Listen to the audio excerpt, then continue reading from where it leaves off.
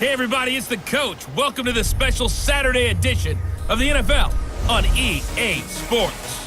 Straight ahead, we've got a great one on tap between the Seattle Seahawks and the New York Giants. With that, let's get up to MetLife Stadium in New Jersey. Standing by for the call, here are Brandon Gaudin and Charles Davis.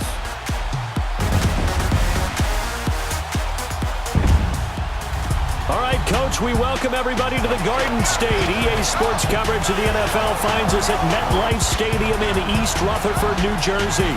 This crowd a few minutes ago stirred into action at the side of their men in blue emerging from the MetLife tunnels. We're set to go as the Giants get ready to match up with the Seattle Seahawks. And hi again, everybody. Alongside my partner, Charles Davis, I'm Brandon Gaudin. And Charles, when you and I were going through our final run-throughs at breakfast, we kept thinking tonight we're going to get to see a couple of very good passing offenses. And we're talking about both sides having multiple receivers that can have an impact on this game. It's not just one guy that's going to make all the plays. If you take him away, maybe number 2, number 3, they make the big plays that impact who wins the game. New York Giants brought onto the field by none other than Eli Manning. And as we sit on the edge of Week 1, it'll be Eli Manning again. He started every Giants opener, Charles, since 2005. And when you look back at 2017 and down the stretch when the Giants had some questions about whether Eli would be their starter in 2018, who should play, Davis Webb was sitting there. They ended up letting him go this preseason. And they're going to use their draft pick, the 4th-round rookie out of Richmond, Kyle Lauletta, as the backup to Eli Manning. So it's Eli's show. And as he goes, so go the Giants. Takes it to the 26, just a 1-yard gain. A starting lineup here for the Giants, and a lot of eyes focused on Saquon Barkley, Charles, as we go into Week 1. Yeah, and how about this? The Giants, of course, took the runner at number 2, and many thought they might actually take a quarterback for the future. They want to get back to that Giants football dominating offense with a ground game and being physical. Barkley, could he lead the NFL in rushing as a rookie? He could. Ezekiel Elliott did it for the Cowboys 2 seasons ago, and he was a first-rounder. And then last year was Kareem Hunt, a 3rd-rounder with Kansas City that led the league in rushing. Can we get back to a first-rounder doing it again? Partner, your thoughts on this D-line? I love a unit that can control the run and get after the passer. This is an all-around terrific defensive front. Hard to move the ball against them on the ground, and then when you want to throw it, look out. Here they come after the quarterback. Third play here, this opening drive, as they're up against a 3rd and 5.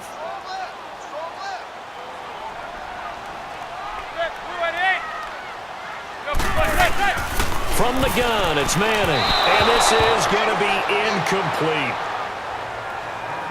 Not only was the call spot on, how about the execution of that defense right there? The zone was absolutely locked up tight. He was trying to force it in there on 3rd down. But if there's a time to force it, he felt like he needed to make a play, right? Yeah, exactly right. 3rd down, you got to try and find something. There's nothing available there for him. Returnable for Lockett.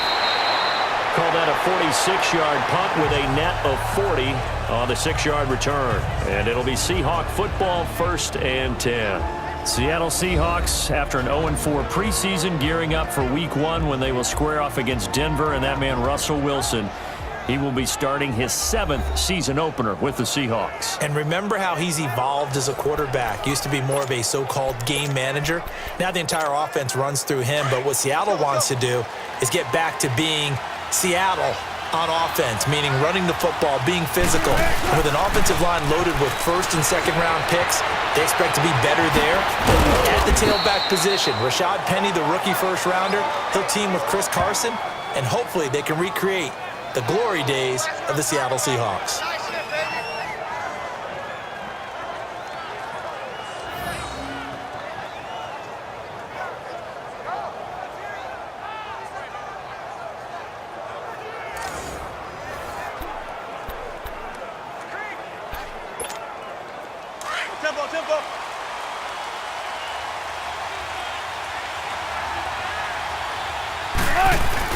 Now Wilson on 1st down. He's going to rifle one deep left, and that's caught inside the 30.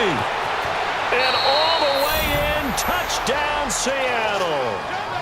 Doug Baldwin, 61 yards. And the Seahawks have taken a first-quarter lead. Well, you know he can be explosive, and he's ultra-explosive there on the fly route. And you know how many times we've talked to coaches and we've had quoted back to us, well, you know something? When you execute really well, it doesn't matter if they know it's coming or not. Well, sometimes athleticism beats you as well. He just took off and went. And that's almost like one of your Turkey Bowl games, isn't it? Just go long, Backyard. man. I'll hit you. And it worked really well for them. Sebastian Janikowski on for the PAT. Janikowski adds the extra point, and it's now a 7-0 game. The long touchdown pass gets him 6 on a very, very tidy 2-play drive that time.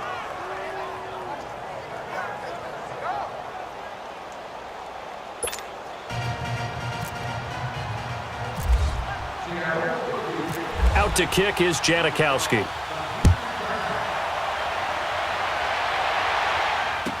Cody Latimer now on the return. And a pretty good return here. He'll be stopped just shy of the 25 at the 24-yard line. Well, the New York Giants, as they come back out here on offense, last year all the disappointment, 3-13. Of course, there was the Eli Manning starting controversy, that streak broken, but now a new slate, and you got to think they're poised to do better than 3-13, right? They certainly are, but their schedule does them no favors right in the beginning. Even though they open at home, they're getting Jacksonville, who played in the AFC Championship game last year, and in a lot of ways are exactly what the Giants want to be in terms of how they run offense and how physical they are. Then they've got to go to Dallas for a division rival game. Then they go to Houston, so they stay in the state of Texas before they come home to take on New Orleans. Those first 4, very difficult for the G-men. Well, you had to punt on your first drive, and on the first play of the second drive, you end up going backwards. I would dare say they need something good to happen right here, right now.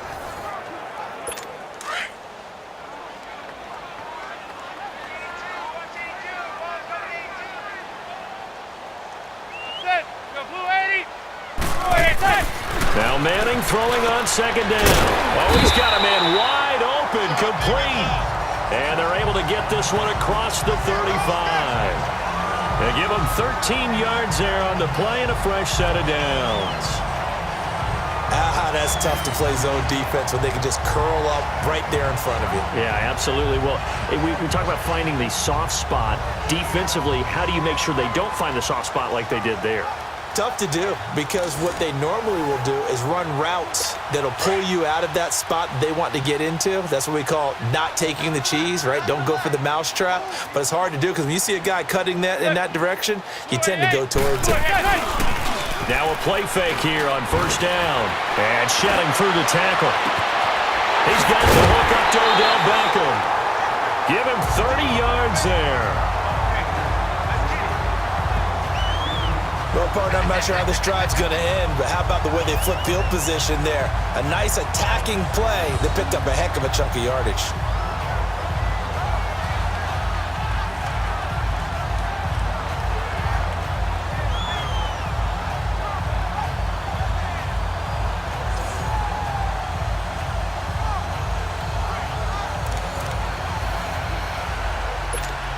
So from Seahawk territory now, it's 1st and 10, down at the 33. Manning now on first down. It's caught by his tight end, Evan Ingram. And he's going to get this down near the 20-yard line. Another nice gain, 13 yards that time, and another first down.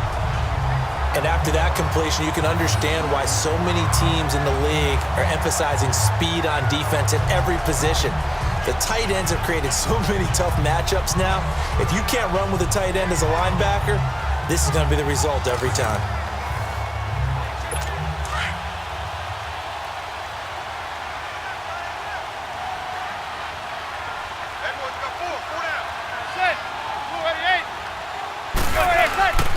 A first down carry for Barkley. And this one goes nowhere. Losing yardage back at the 22. That's going to go as a loss of a yard, and it'll be second down. That goes down as a loss against his rushing stats.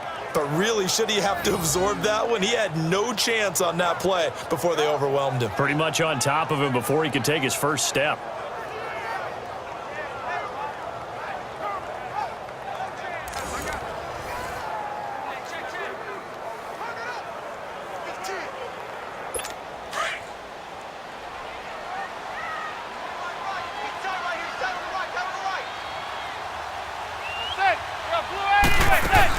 Again, it's Barkley. Only a yard on the pickup there, and it'll bring up a third down. Doubling this guy has to be a priority before moving up to the next level because the big fella, he just ate that one alive, just stuffed it. In fact, before the game, he was talking to us, and he's like, hey, these pants make me look fat? And we said, nah, man, you're just a whole lot of guy. He is at well over 300 pounds. He's a big man.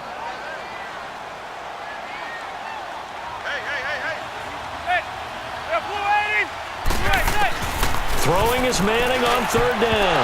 And that is incomplete. The linebacker, Bobby Wagner, able to get back in coverage and knock it free. I think that was a good job there defensively. They did allow him to drive all the way downfield, but once they got their backs to the goal line, they really turned up the pressure. Yeah, they let him get all the way down here. Now the field shrinks. They've struggled to convert, and that last incompletion brings up fourth. Aldrick Rosas now to try the Giants field goal. Right hash, 37-yard attempt.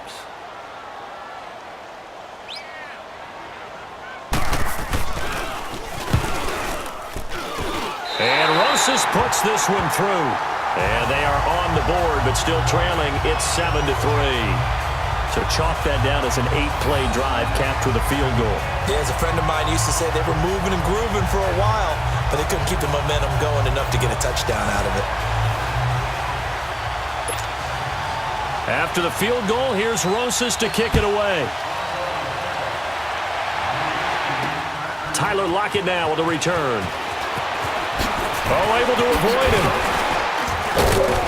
And he's up across the 25 and down at the 28-yard line. Seattle Seahawks coming back out here, and, you know, week one coming up, and they're kind of interesting because they've lost a lot of their older guys, especially on that defense, and a lot of people may be overlooking this team this year. What do you think? I think that that's accurate, and they are one of my under-the-radar teams to keep an eye out on in 2018. Look, they open with games at Denver, at Chicago, home for Dallas, and then they go to Arizona. So 3 of their first 4 on the road. Not easy, but they can... Wilson hit. It's loose. It's out. Fumble. And the Giants have it. It's picked up. And he's able to get it back to the 41-yard line. He had gained really good yardage, but that's what you tell your quarterbacks, right? Get down after you've got the run. You don't have to prove your toughness. You know, I think that's what a lot of coaches are trying to preach to their guys. Get the yardage, get down, protect the football, and protect yourself from extra hits as well.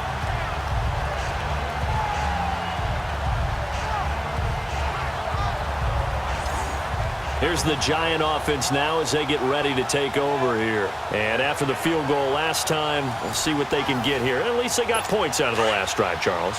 I never met an offensive coach that didn't want to drive to end with a kick.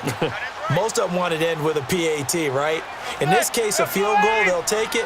Way better than the alternative, which is a punt. Yeah, but you met fan bases that wanted that, that weren't happy with that field goal. And he will take it off in for a Giant touchdown. Cody Latimer, 41 yards. And the Giants are in for 6. And correct me if I'm wrong, that was just a simple fly route, wasn't it? No, there's nothing to correct at all. You got it down pat. And I just remember as a player, when I'd be in practice sessions and I'd hear 9 from the receivers, that meant fly route, go, look out.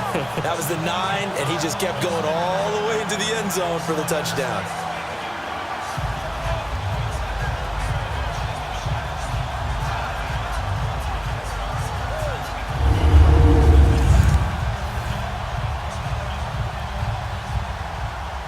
Aldrick Rosas on for the extra point. PAT up and good by Rosas. And the lead is now 10-7. And they're able to get the connection on the long touchdown pass. And that's one of the easiest drive summaries you'll ever see. One play, touchdown.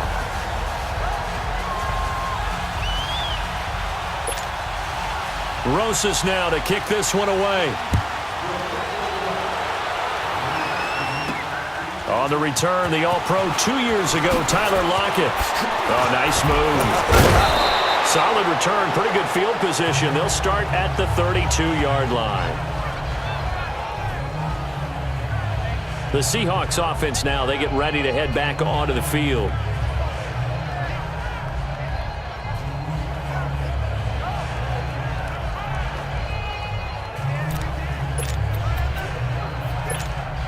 Wilson and the Seahawks take over now, 1st and 10 at about the 32.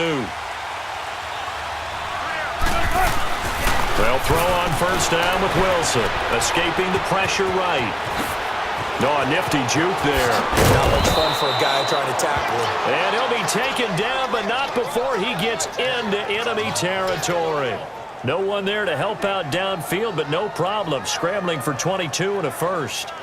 Now, those are the ones that hurt defensively. You do everything right. Excellent pressure, good coverage downfield, and then he slips out the back door and turns it into a nice gain.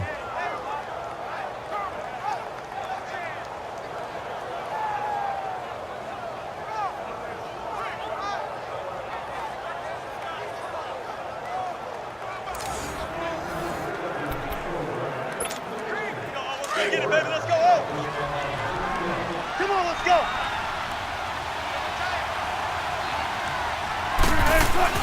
On 1st down, Wilson. He's got it at the 15. And all the way in, touchdown, Seattle. Doug Baldwin with his 2nd touchdown of this opening quarter. And the Seahawks are able to strike for 6. Still first quarter, 2 receiving touchdowns for him. How are they going to slow him down? I think they're thinking about altering their game plan. Whatever they came in with, now maybe you switch a better cover guy to him. Or you make sure you have more people in his general area wherever he lines up to at least try and discourage them from throwing the ball to him.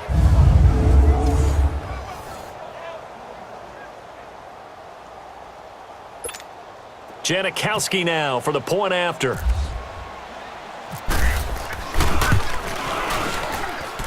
Janikowski good with the extra point, and the lead is now 14-10. Pretty clean and simple there, just 2 plays, the long pass resulting in the touchdown on play number 2.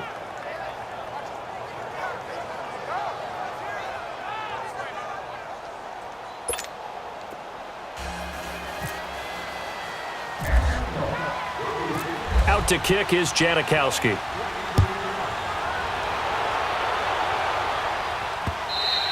And that'll carry over the back line of the end zone for a touchback. And now out come the Giants. There have been points on the board. We just saw back-to-back touchdown drives. I love it. I'm high-fiving our statistician, Christian McLeod, and you're angry. You're a defensive guy. If you met one of my defensive coordinators, God rest his soul, I'm surprised he isn't in this booth right now wanting to really take you on.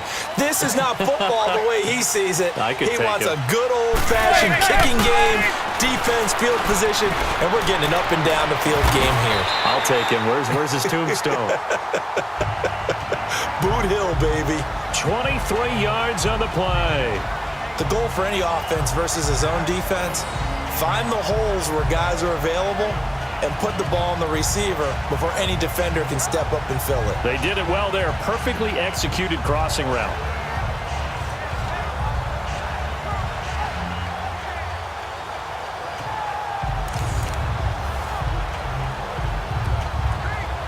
Manning now already over 100 yards passing in just this first quarter. It's 1st and 10.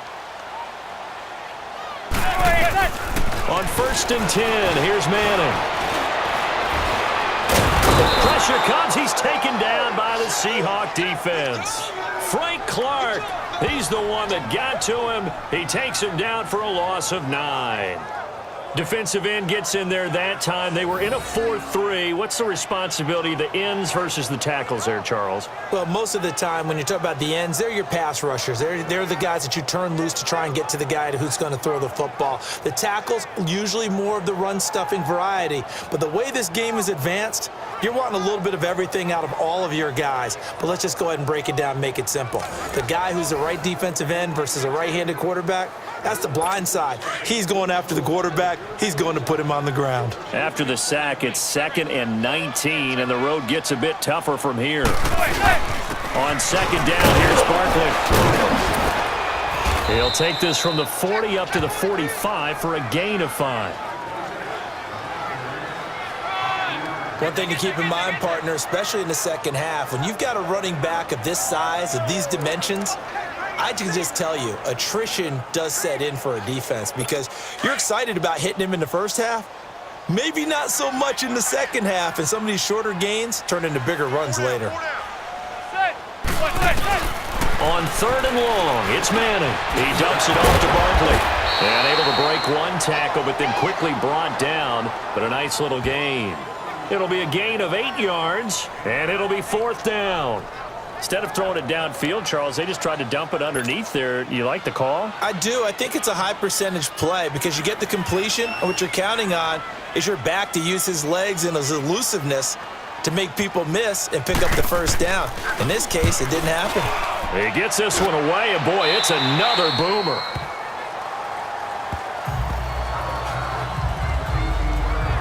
Doug Baldwin and company getting ready to go again on offense. He has certainly made the most of his catches so far, both of them going for touchdowns here in half number 1. And we've never met a team that doesn't talk about getting off to a fast start and featuring guys that they want to have the ball early.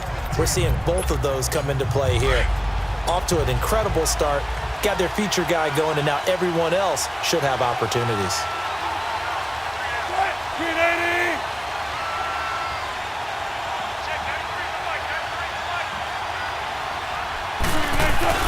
On 1st and 10, it's Wilson.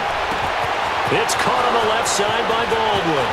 30, the 20, and all the way in, touchdown Seattle.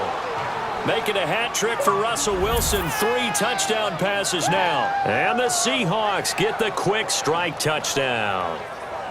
Brandon, we're not even out of the first quarter yet, and that's his 3rd receiving touchdown of the game. Tremendous job, and I think this might come under the heading of when someone has the hot hand, you've got to keep going back to them. And on the defensive side, they better figure something out quickly. Yeah, I think that no matter what, you've got to do something to slow him down. I don't care if it's double or triple coverage. Make someone else emerge because right now he's absolutely shredding them.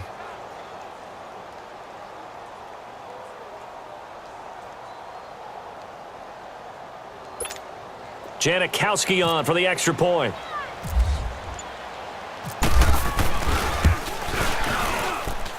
Janikowski adds the extra point, and that makes it a 21-10 game. Those are the ones the offensive coordinators dream about. One-play drives from that distance. What an effort. It results in the touchdown.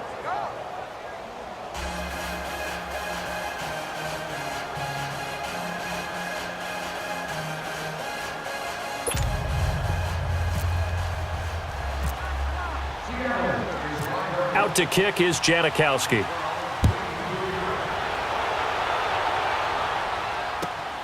Latimer on the return. And not a bad return here. He gets it out to the 25-yard line. The Giants offense now gets ready to head back onto the field. And down on the scoreboard, certainly needing to avoid what happened on the last drive, punting the football. Sense of urgency has to take over for them here. They know the score. They know the situation. And by the way, the punter no longer exists for their offense. That's how they have to treat this drive. They need points. Big time. Now Saquon Barkley. And he is met at the line of scrimmage, and he goes down right there. No gain on the play. It'll be 2nd down. Early down stuff to put this offense in a precarious position. We know that securing the point of attack, especially against the big-bodied guys in the middle of this D, has got to be priority 1.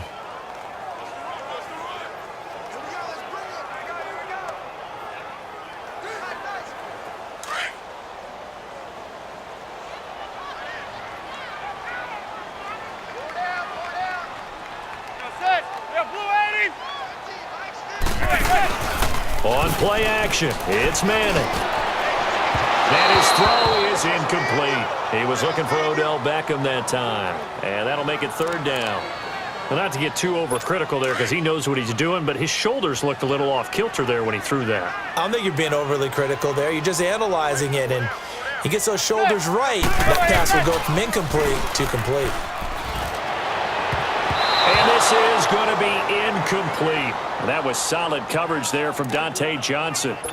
Certainly looked like they were getting ready to convert there on 3rd down, but what an effort to get his hand on that one, knock it away, and brings up a 4th down decision.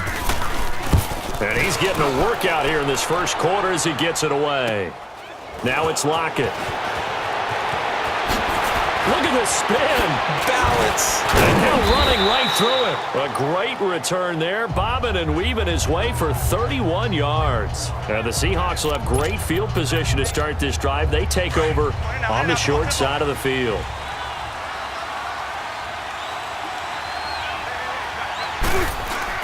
Throwing now, Wilson on 1st down. And some room to roam now. Past the 20. And then he goes with a juke. And he's going to score. It's a Seahawk touchdown. Russell Wilson. What is going on here? 4 first-quarter touchdowns. Unbelievable. And the Seahawks find a way to stretch their lead. And maybe the defense got so caught up in him throwing the football, they forgot he can take off too. And you often hear about the quarterback being the unaccounted for guy as a runner. Well, even on a passing play, he's unaccounted for as a runner, and he turned it into a nice gain. A very nice run, and it turns into 6 points. Janikowski now for the point after. Janikowski good with the extra point, and the decision to just kick the extra point winds up successful. So they hit pay dirt on just one play. The long run, the scamper, and a very nice scamper into the end zone for the touchdown. And this is going to be covered up by the Giants. So an onside kick fail in the first quarter. Not sure I completely see the logic there. It's not apparent, is it? You almost have to go deeper, I think, and maybe if we try and work along with them and speculate a little bit here, they must feel like they need to steal possessions in this game, and maybe they don't match up possession for possession with the opposite team. They got to steal it and try and gain an advantage. And he's got his man, Beckham. Touchdown, Giants. Odell Beckham, 45 yards. And the Giants are able to draw a bit closer. And he's a little bit on the shorter side as a receiver. Maybe sometimes for the defense, tough to find the little guys, right? Yeah, sometimes they get lost in the traffic, but usually what it means is that rather than just winning with height or even speed, they use their quickness to find a way to get open. Well, tall, short, wide, skinny, whatever, there it results in a touchdown. Rosas good with the extra point, and the lead is down to 11 at 28-17. And we can break that scoring drive down pretty easily. One play, a long touchdown pass into the end zone.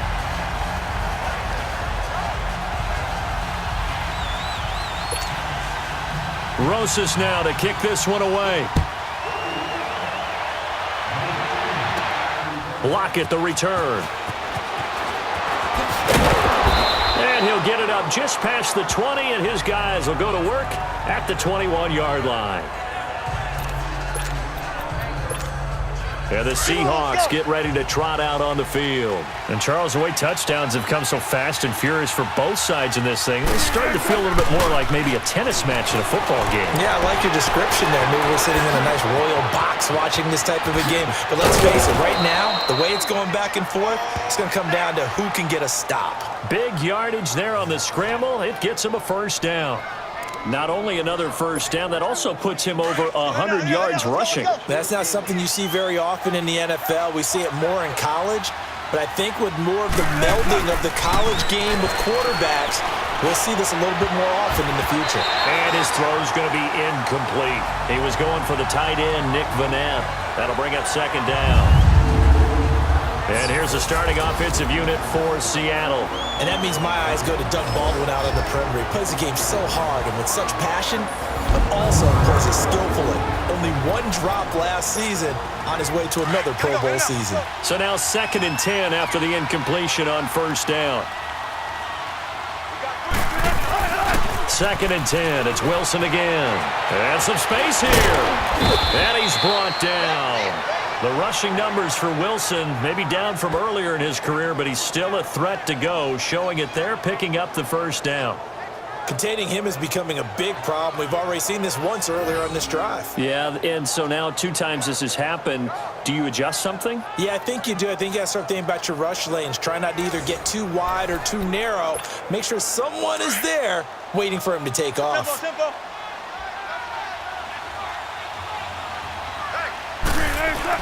Wilson on 1st down. And a little floater there is incomplete. And this defensive line will be looking to control the point of attack.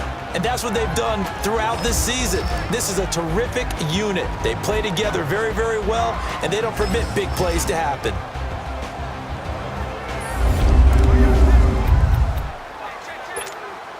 So they'll come up after the incompletion for 2nd down. 2nd and 10 now. Wilson hit. It's loose. It's out. Fumble. But I believe a Seahawk was able to get a handle on this, so this will remain Seattle ball. On plays like this, when the ball comes free, it's often unusual for the team that lost it to get it back. Because this is the quarterback. The ball gets away from him. Everyone else is trying to execute what they're supposed to do on offense. They're usually looking in the other direction, downfield, or have moved away from him. Got a man. It's caught inside the 10.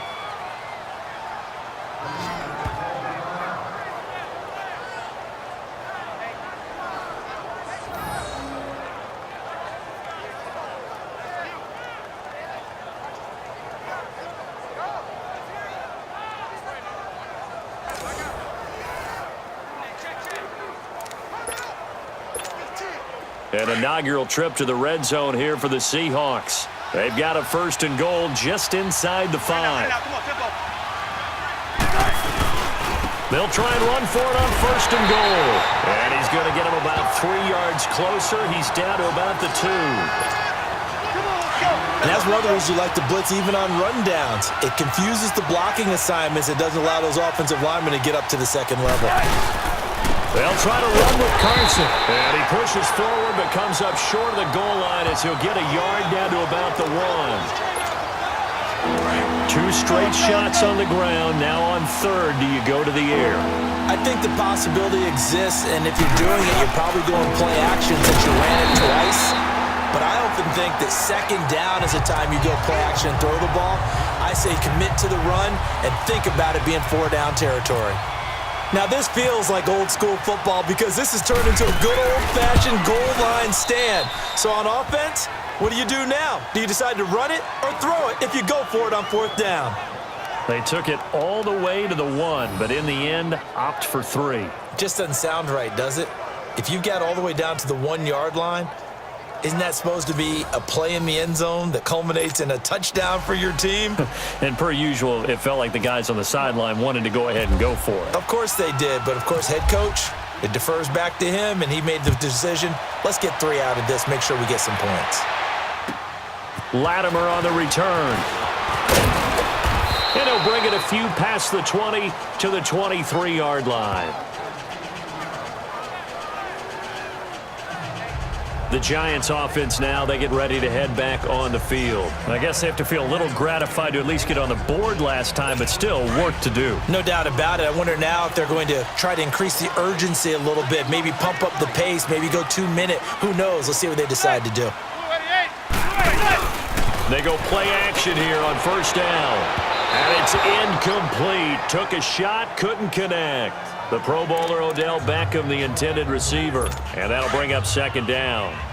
Well, you've got a receiver here who's got 1 touchdown already in this 1st quarter, and they were trying to double his pleasure there, wanting to continue to go to the guys already gotten into the end zone. But good coverage and make sure that this time it fell incomplete.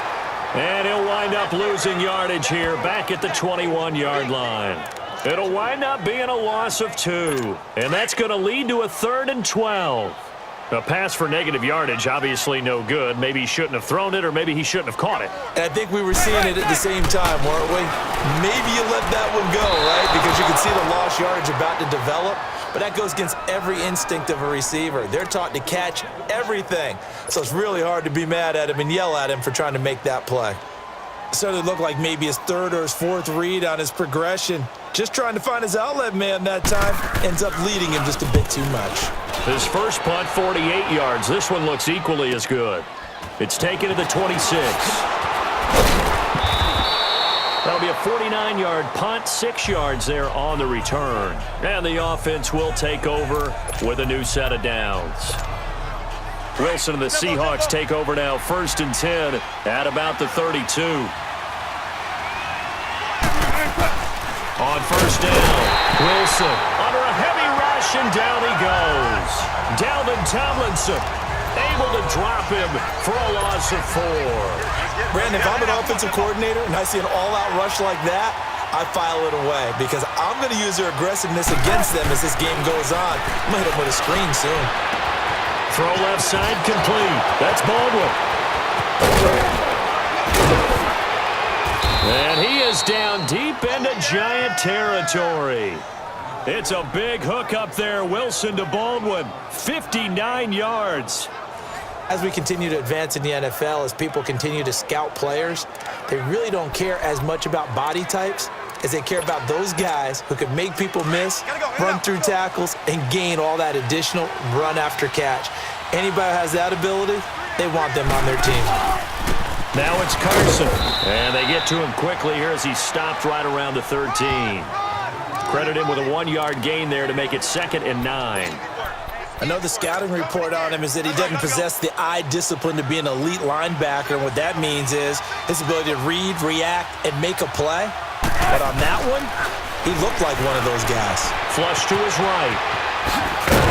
And he'll be taken down at the 2-yard line.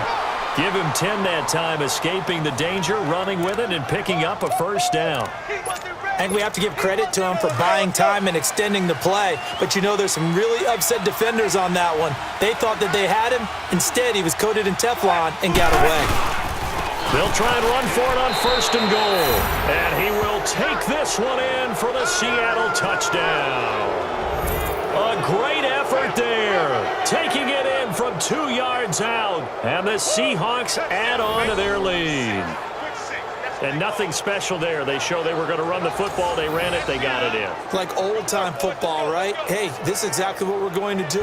Straight-ahead power, and they got it done. Janikowski on for the extra point.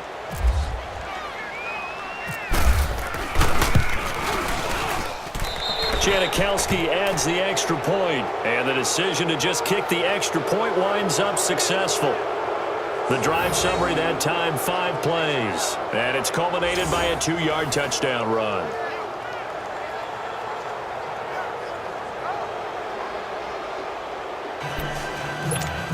Well, not content with a first quarter lead, I guess. They're going to go onside kick. And this is going to be covered up by the Giants. The risk-reward of the onside kick, when you don't get it, the risk comes out to play, and here they gave up great field position. And that's the key to everything, because you're trying your best to press advantages when you have them, and field position leads you to that type of play calling, whether you want to blitz or whether you want to throw the ball deep. Those types of things, now that they've given up that type of field position, the advantage is switched to their opponent. 5 yards is the tally on 1st down. That brings up 2nd and 5. And you remember pre-draft, there's a lot of speculation that the Giants should look for their future quarterback at number 2 with a great possibility. Remember, Sam Darnold from USC was still on the board, but they passed on him to take this runner, Saquon Barkley. And this is exactly why. They think he can extend the life of Eli Manning's career and give them 1,000-yard seasons year after year. They haven't had a 1,000-yard season since 2012. Ahmad Bradshaw did it then. The goal of a wide receiver screen is get enough blockers in front to create a wall and let him pick his spot to run the football. How about the defense there, swarming to it and not allowing that to happen? did not let him get downfield. It's a loss of a full 3 yards, and it brings up 4th down. I know when I was a kid, I always got real excited when I saw those lateral-type runs. But the best backs that made it happen, they put a foot in the ground and just go. That didn't happen there. That play got swallowed up. And that one's not going to get there. Not enough juice. An ambitious effort, but it's well short. And this score will stay right where it is. Wilson, the Seahawks take over now, 1st and 10 at their own 43. Everything looked good. Good snap, good hold. Sometimes, though, the ball just doesn't want to go where you want it. And this one winds up no good. Whoosh. And he'll be taken down, but not before he gets into enemy territory.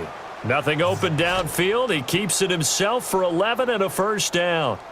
Partner, as a quarterback, sometimes you just got to know when the clock has gone off in your head, it's time to go. Tuck it and get all you can.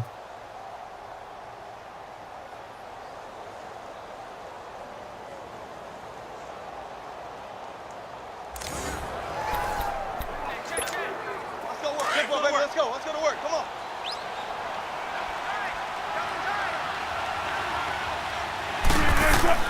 Throwing on 1st down. Wilson eluding the pressure right. Look at the spin. Balance. And he's going to be brought down on what will be the final play of this 1st quarter. 1 quarter in the books. It's the Seahawks on top here early. Back to MetLife Stadium in just a moment.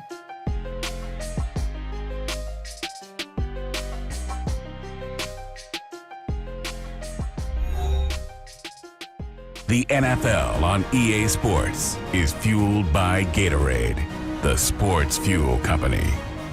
Alongside my broadcast partner Charles Davis, Brandon Gaudin hits the Seahawks with a football to begin quarter number 2, and they've got it here with a 1st down. Come on, baby, let's go. Let's go to work. Come on.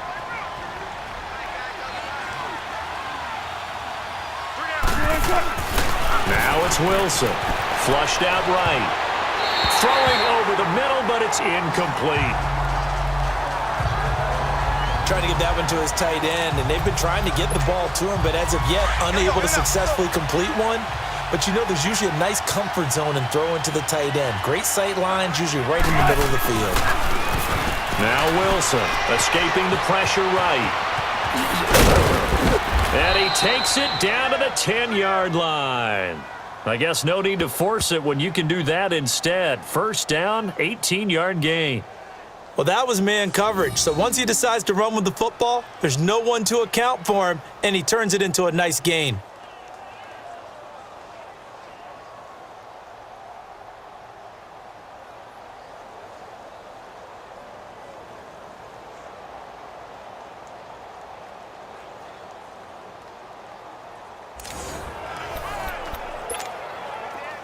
Hey, tempo.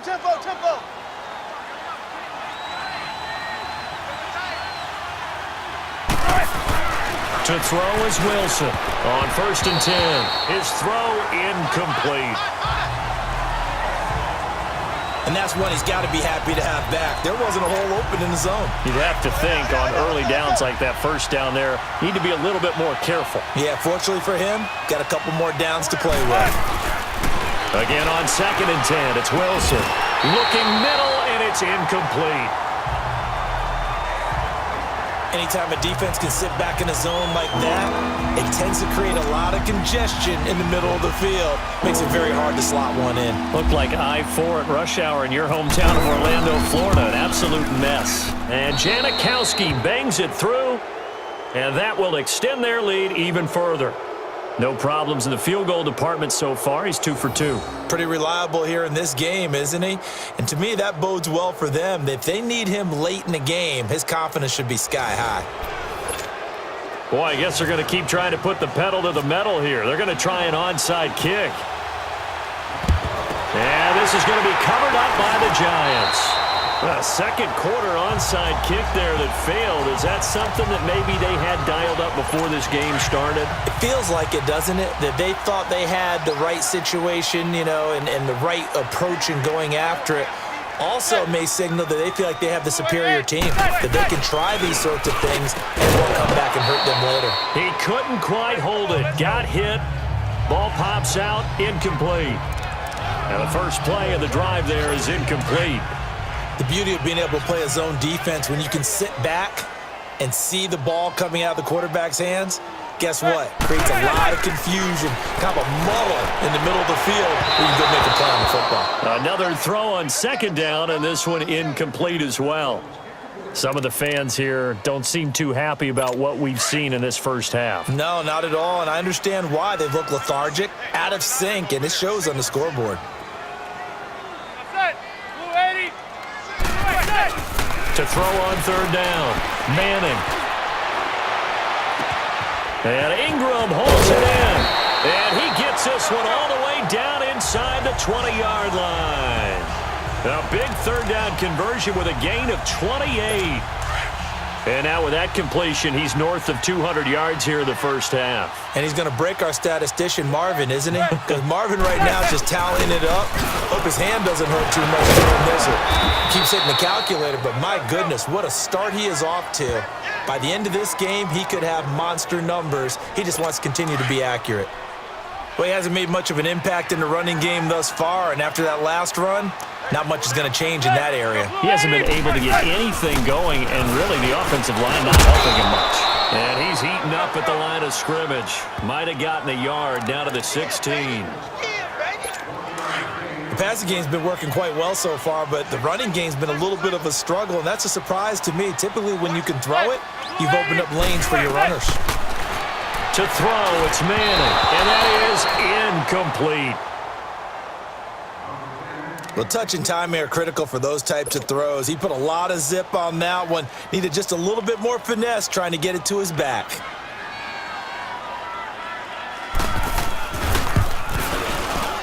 And the kick by Rosas is good. And they get a little bit closer here as the lead's down to 3 touchdowns. So the drive stalls out inside the 15-yard line, but they do get 3. And I've talked with enough players nowadays that when they have these types of kicks, that no one says to their guy, hey, that's just like making an extra point, piece of cake. Because the extra point is not a piece of cake anymore. But kicking a field goal from that distance, just give him confidence and let him knock it through. This fielded a few yards into the end zone. Spinning away. They'll bring it back to just about the 25. Call it the 24-yard line.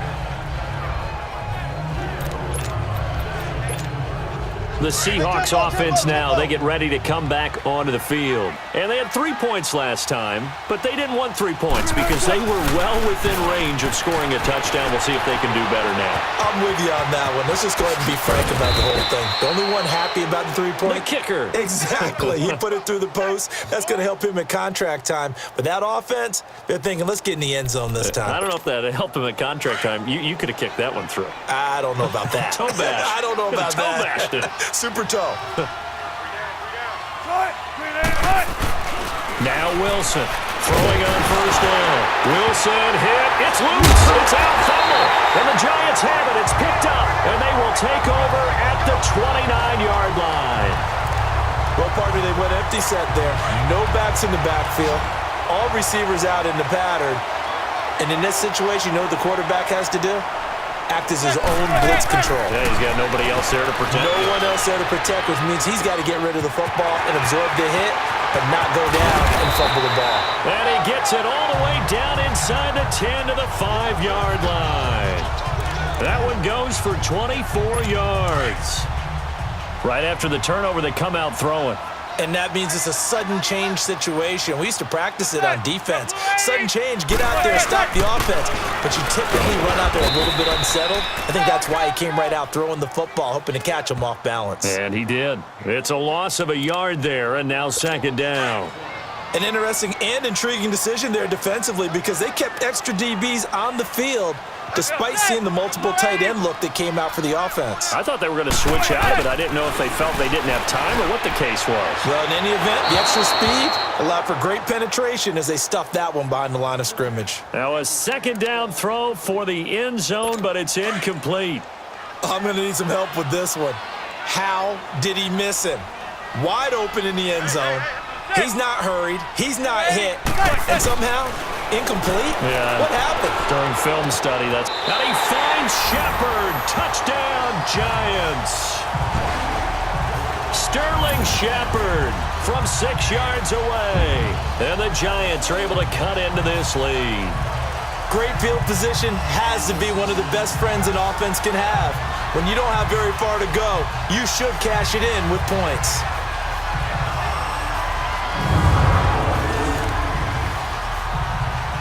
Roses to add the extra point.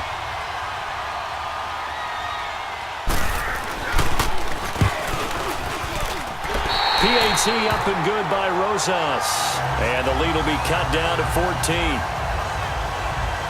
So that drive, 4 plays. And it was polished off by a Giants touchdown.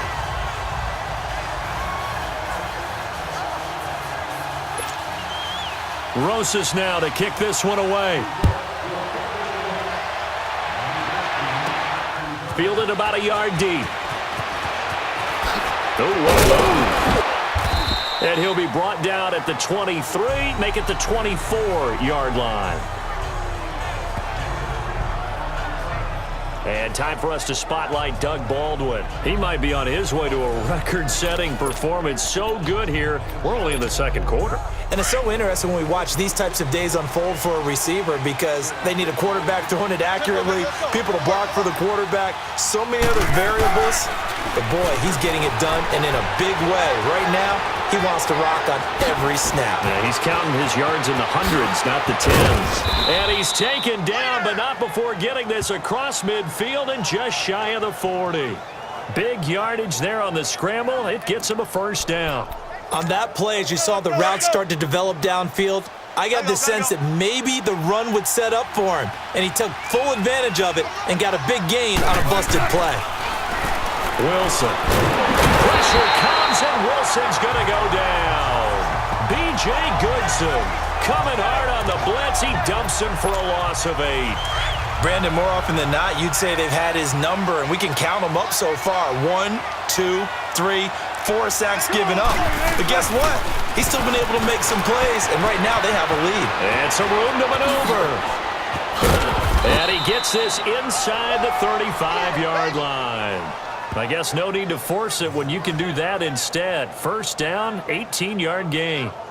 The sack on first down took him out of a traditional running play and put him in a passing situation, but didn't stop him from running anyway, did it? No, I was surprised when he took off. I thought, oh, he's got some space. He might pick up 5, 6, 7 yards. He goes all the way and picks up the first.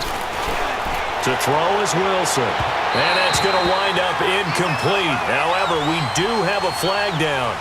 Let's check in with our referee. Pass interference. Defense.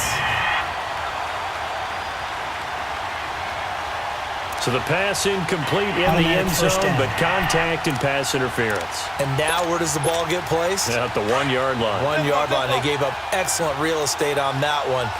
That's going to work really, really well for the guys who threw it. They'll try and run for it on first and goal. And he's across the chalk into the end zone. Touchdown, Seahawks. A great play there with his second touchdown here in this first half. And the Seahawks find a way to stretch their lead. And always a good first half when you can hit pay dirt twice. And it never hurts to have that good feeling as the game moves on. Just think about halftime. If that's all he gets, he'll just sit there at the half and think, all right, 2 already. I can get some more. I can get some more. And he'll be encouraging his offensive line to create some space. Janikowski good with the extra point. And the decision to just kick the extra point winds up successful.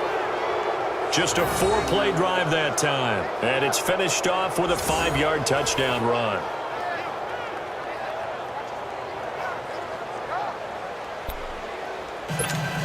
Boy, I guess they're going to keep trying to put the pedal to the metal here. They're going to try an onside kick.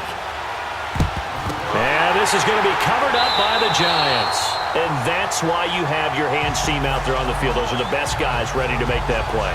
And let's face it, it was executed well. It wasn't a bad kick. It wasn't anything like that. Just that the normal outcome actually came to play. Analytics will tell you it's a very low possibility of getting the ball for the team kicking it in an onside kick situation. You're all about the numbers, huh? All about the numbers, baby. It's a new game now. They don't lie. And they will stop him after a fairly minimal pickup. Just a yard on the first down carry, so it's 2nd and 9. Defenses always talk about earning the right to rush the passer on third down. And you know what offenses want? Win first down so they can set things up for themselves better. And that wasn't helpful there. Not a big impact on first down. They'll go to Barkley again. And he's going to fight his way forward here for a modest gain. It was Jaron Reed who got him down. And there's a run to be happy with. Good, solid yardage. He'll take that anytime you hand the ball to a back. From the gun on third down. And incomplete. The contact made the ball roam free and brings up fourth down. You can tell they were hoping for a flag there offensively. Several on the sideline motioning. Hey, why not a penalty? Why not a penalty? What did you see? Yeah, I think you've got to let them play, and the officials are instructed. If there's contact coming from both sides, no flag. Let them fight it out. And forces fourth down. So it's a second missed field goal here in this first half. He'll have to think about that going forward. Maybe time for a little soul-searching as well. Yeah, the head coach might be looking towards the heavens because you wonder if this will affect the fourth down decision-making going forward. If you get 4th and 3, 4th and 4, situations that used to be calls for the kicker might get a second thought. Meanwhile, they take a shot to start the drive, but this is going to wind up incomplete. I would say it'd probably be a good idea for him to reintroduce himself to his receivers at the half because they're definitely on different wavelengths. But I also don't advocate waiting that long. Next series before you get out there. Hey, let's get together, guys. Let's get this thing moving. A second down pass play there, but it's incomplete. I think he had to unload that one before he wanted to. He was right up in his grill. I think he was a dentist there without a license, don't you? Just not enough time for the play to develop. Just lucky it wasn't. Yeah, the ball is knocked out. And who's got it? The Giants!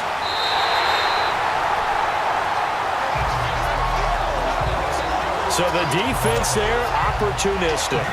It's nice to give them credit, isn't it? Because so many times it's more a matter of what the offensive guy didn't do. Didn't secure the ball, didn't cover up. In this case, let's just give credit to where it belongs. Knocked it free, made a big play.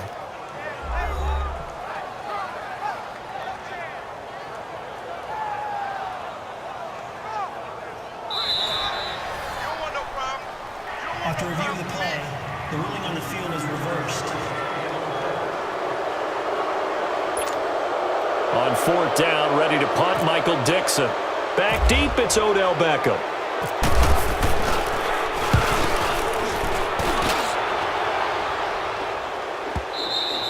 And that is much too long. That's into the end zone for a touchback. Here's the Giant offense now making their way back out onto the field. Last time out, they had that long 50-plus yard field goal that they missed. And I'm sure on their sideline they're thinking to themselves, okay, do we still want to try one if we're in that position again? And I would dare say that the end. And now the ball comes out. Manning lost it. And a costly turnover there as the ball will be spotted first and goal at the 5-yard line. That feels like an accumulation of the pressure we've seen all game. I mean, he's been on the turf a whole lot because of sacks. Eventually, something else happens as well, and this time there was a turnover. Yeah, caught up to him. And Janikowski bangs it through, and that will extend the lead out to 24. So that one is his third of the game. Now, if you're wondering, that's only halfway to his career high, as he once had 6 field goals. Brandon, but 6? Let's hope we don't get that again, please. Okay, can we see a few touchdowns here and there? That'd be nice. Boy, I guess they're going to keep trying to put the pedal to the metal here. They're going to try an onside kick. And this is going to be covered up by the Giants.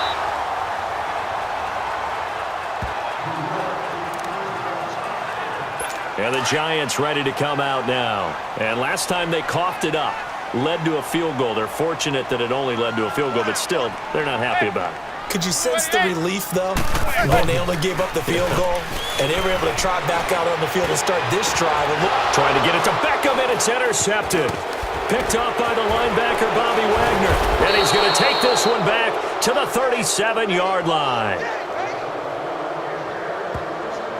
Well, as we look back to the final week of the preseason and the roster cuts, that final day roster cuts, a lot of noise was made. The biggest noise, though, Khalil Mack moving to the Windy City. That's one that, let's look at it from Chicago's perspective. A young team growing, building on both offense and defense. And it's a city that loves defense. They love their linebackers. Khalil Mack being added to that group, that's just a win-win for them. Now you flip it over to Oakland. I never thought they'd let Khalil Mack go. I thought they'd figure out a way to get it done, but somehow, during the contract negotiations, everything broke down, and they decided to save that money and they'll put it elsewhere in their roster. Flush to his right. Whoosh. And he gets this one all the way down inside the 15, just shy of the 10. Able to find a lot of empty space there, picking up the first down at a 21-yard gain. I think the last two plays really illustrate how difficult it is to game plan against this guy because you know he can throw the football, but how about his use of legs as well? What we call those broken plays, you can't account for them. Yeah, those plays, those two that you just mentioned, a microcosm really of how he can hurt you. A little brief second of indecision there was certainly hooking, but bottom line, it's good. Yeah, and you know, got a little bit of English on it, right? That left-footed kicker trying to pop it through. A little bit too close to the right upright for his liking, but he'll take the three. And here comes the Giants offense back out onto the field. And last time, one play interception, so this offense, they should be fresh. That's a good way of putting it. And I can't wait to see what they decide to do with play calling, because a one-play drive where you throw an interception, a lot of people think the very next time out, run the football, don't give him a chance. Maybe play action? I think maybe you go play action, show your quarterback, you got a little confidence in him, and let him fling another one. Here's a give to Barkley. And they're able to get this one past the 30 down to the 25.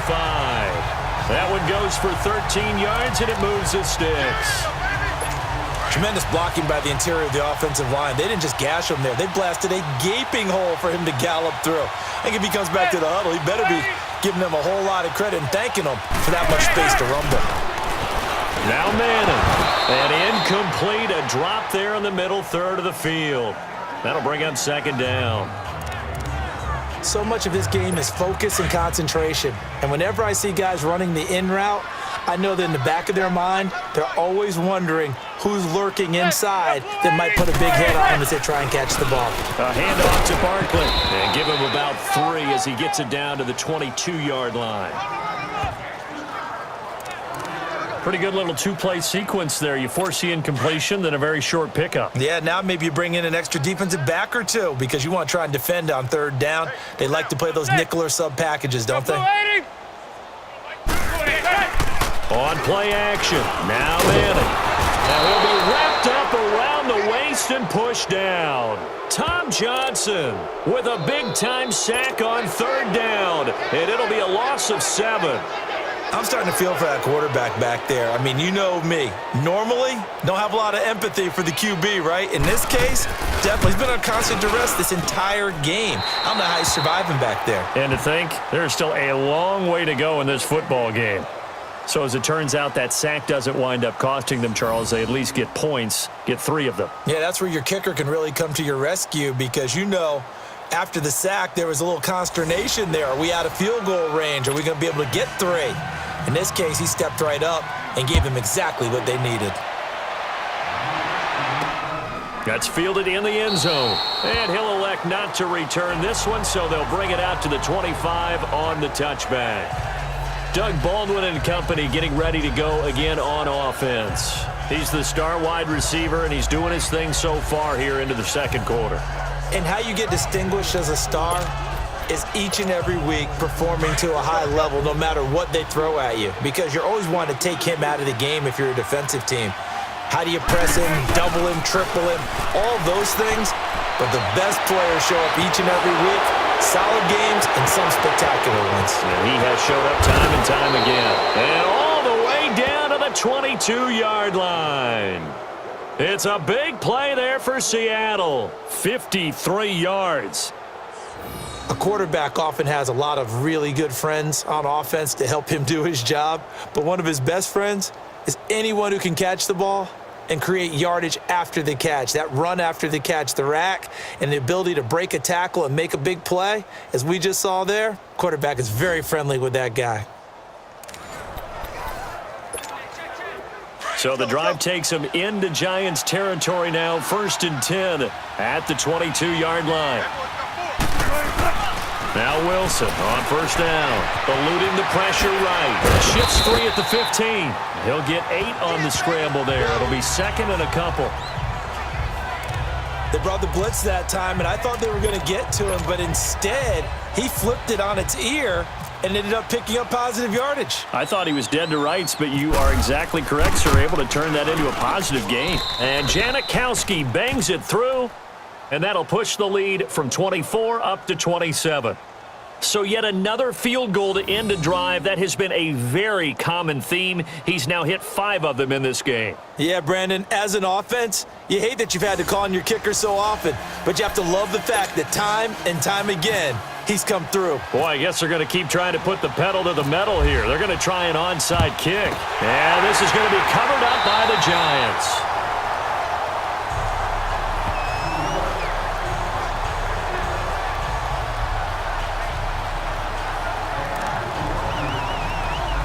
Here's the Giant offense now as they get ready to take over here. And last time able to get 3.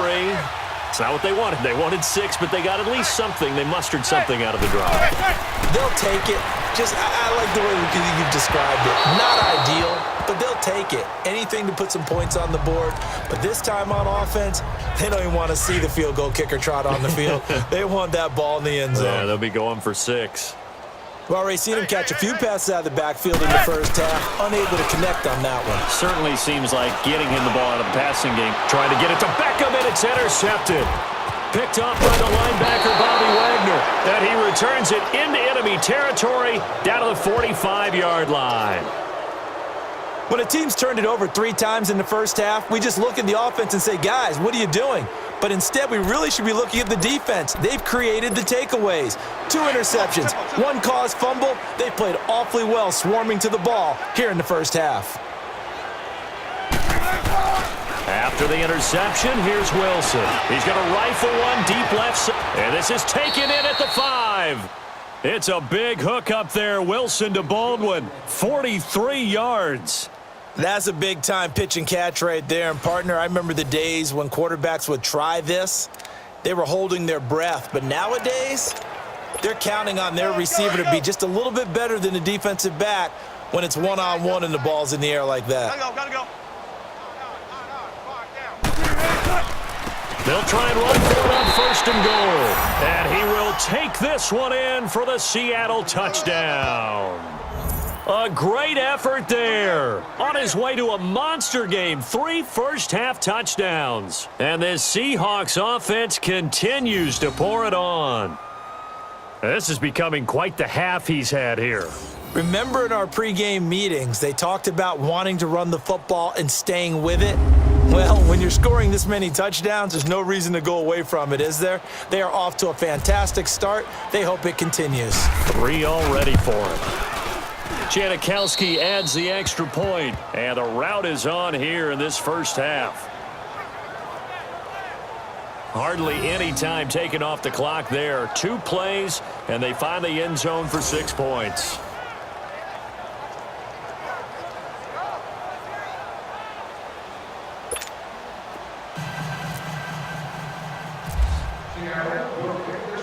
Out to kick is Janikowski. Latimer on the return. And good starting field position. He'll get this one all the way up to about the 35-yard line.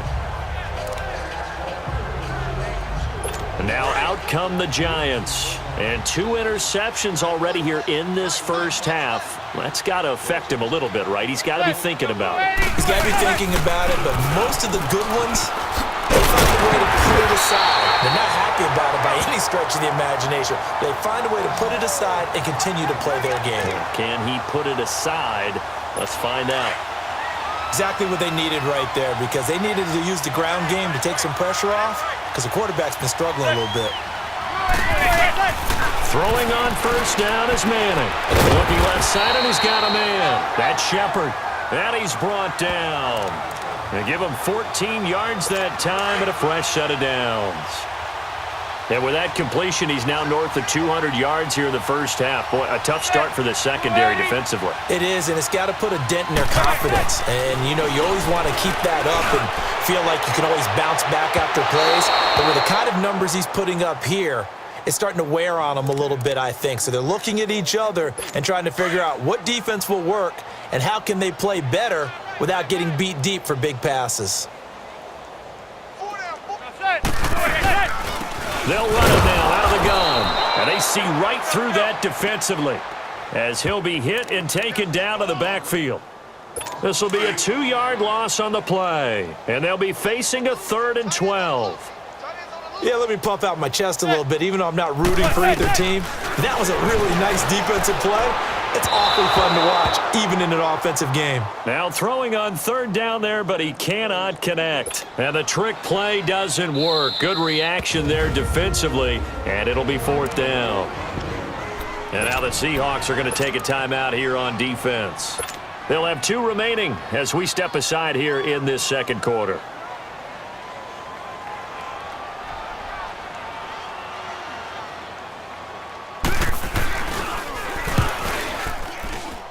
And this won't get there. Won't be online either. It's no good.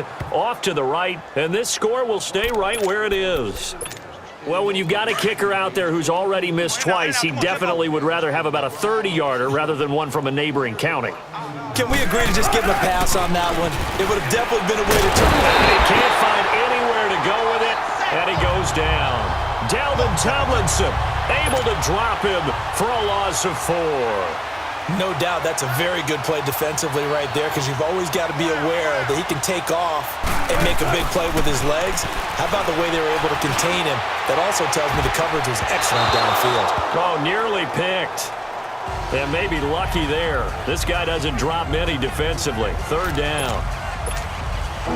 He's lucky to be getting that one back. After what they've done with him all day long, with all the targets trying to go after him, he's obviously gotten smart, and his pride is kicked in. Made a terrific play. Firing quickly here, and that's complete. And the play goes nowhere. Losing yardage back near the 40 at the 39. That'll go as a loss of 5. And that's going to bring up a 4th down. So 2 minutes to go in a wild first half. We're back to East Rutherford, but first this timeout.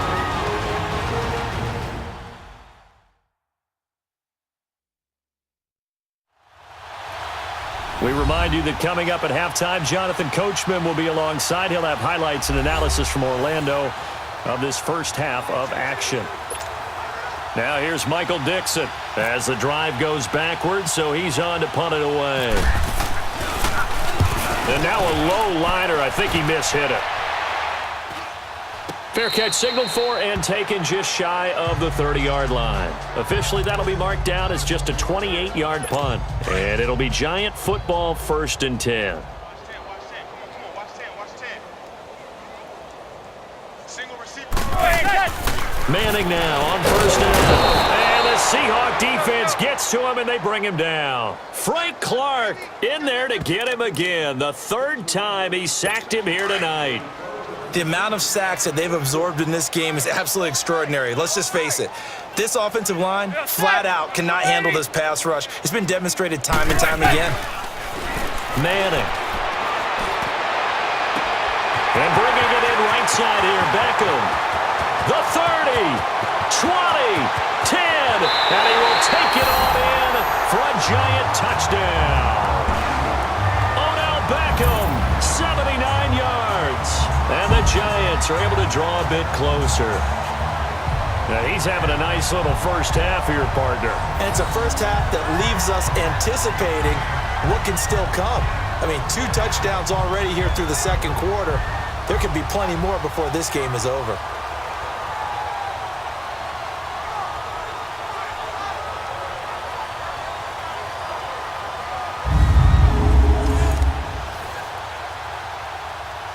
Rosas now to add the PAT.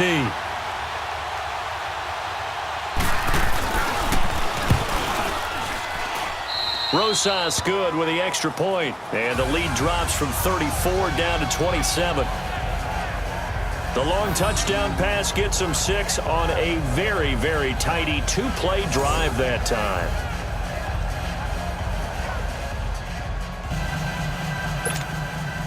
Rosas now to kick this one away. Lockett the return. He spins free. And he'll take this across the 25. Couple extra yards up to the 27-yard line. The Seattle offense now set to come back out on the field. They're out in front. Last time they had to punt it away. We'll see if they can add to their lead now. They don't want to go out and punt it away again. This team now wants to get a cushion, put people away. They want to run their offense and have it end up in the end zone. Opted to run for it. The decision a good one. Picking up the first, getting 14 yards on the scramble. They'll throw on first down with Wilson. Throwing right, and that's complete. And he takes this one down all the way near the 30. And now we won't see a play on first down. We're going to get a timeout instead as they get the stoppage with a little over 50 seconds to go in the first half. On first down, Wilson flushed out right. Oh, he shifts past him. And he gets it all the way down inside the 10 to the 5-yard line. Big yardage there on the scramble. It gets him a first down. Sebastian Janikowski to try the Seahawks field goal from the right hash, and this one just a chippy. And Janikowski bangs it through, and that will just add 3 more to a lead that's already out of hand. Well, it's hard to put your finger on whether this is something to celebrate or something maybe the offense is embarrassed by, but that's now 6 field goals he's made in this game alone. Yeah, he's bailed them out quite a bit so far, but it's very comforting to know that you have a kicker that's got your back. Boy, I guess they're going to keep trying to put the pedal to the metal here. They're going to try an onside kick. And this is going to be covered up by the Giants.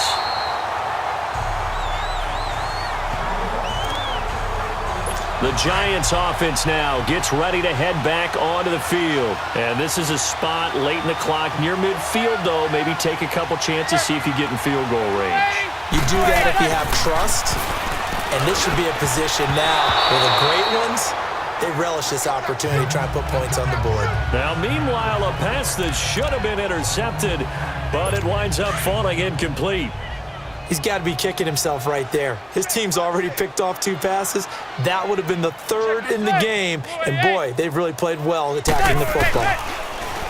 Now Manning. Over the middle, he's got his tight end Ingram. And now before this first down play, we're going to get a timeout here as they stop it with 16 seconds to go in half number 1.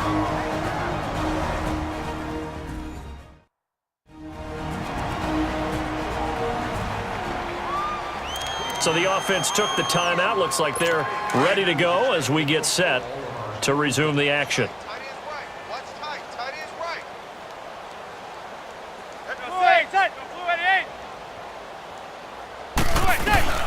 On first and 10, here's Manning.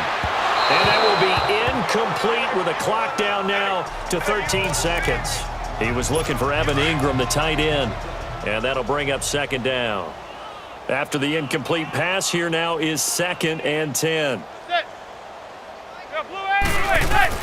Manning again here on 2nd and 10. And fighting down inside the 25. Sideline throw, it's complete. And a nice job there of keeping the toes inbounds. And now they'll take a timeout defensively. After the second down play, they burn the timeout, making him sweat out the final few ticks here in the second quarter. They had the catch on second down, but it didn't help at all, and now they're looking at third down here. Manning going to try and throw on third down. And that'll be incomplete with just 6 seconds left on the clock. Bradley McDougald that time able to knock it away. So now here comes the field goal unit again, and this phase of the game has been an absolute disaster so far. Right hash mark of 42-yard attempt. And Rosas puts this one through. And they'll make a small dent in that big deficit as it's down to 27. So they're still down, but they are able to salvage 3 here heading into the lockers. This is what you work on from the beginning of training camp. Heading into the half, put some points on the board. No matter what the score says at that point, you've accomplished what you set out to do.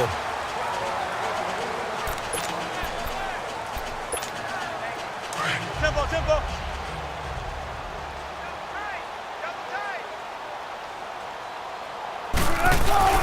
Final play of the half. It's Wilson escaping the pressure right.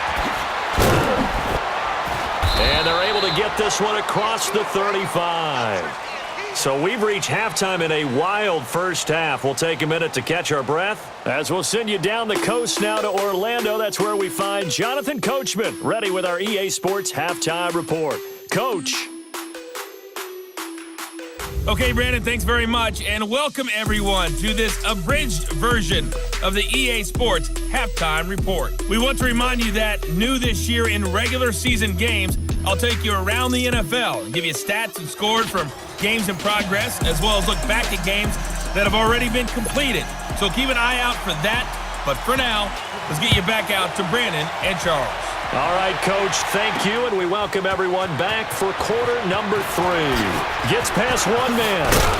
And the decision to bring it out, a good one, as he's up a yard or two shy of the 30.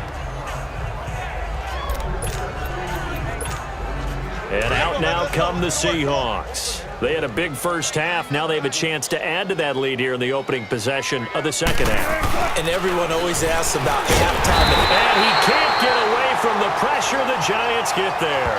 Dalvin Tomlinson in there to drop him for his second sack now here tonight. This has been a tough one for this offensive line. It appears almost like they've been on roller skates this entire game, the way they've been pushed around. 6 sacks given up in this one. Flush to his right. And it's hauled in by Nick Vanette. And he'll be brought down right around the 37. A good pickup there. 18 yards as they get closer for third down.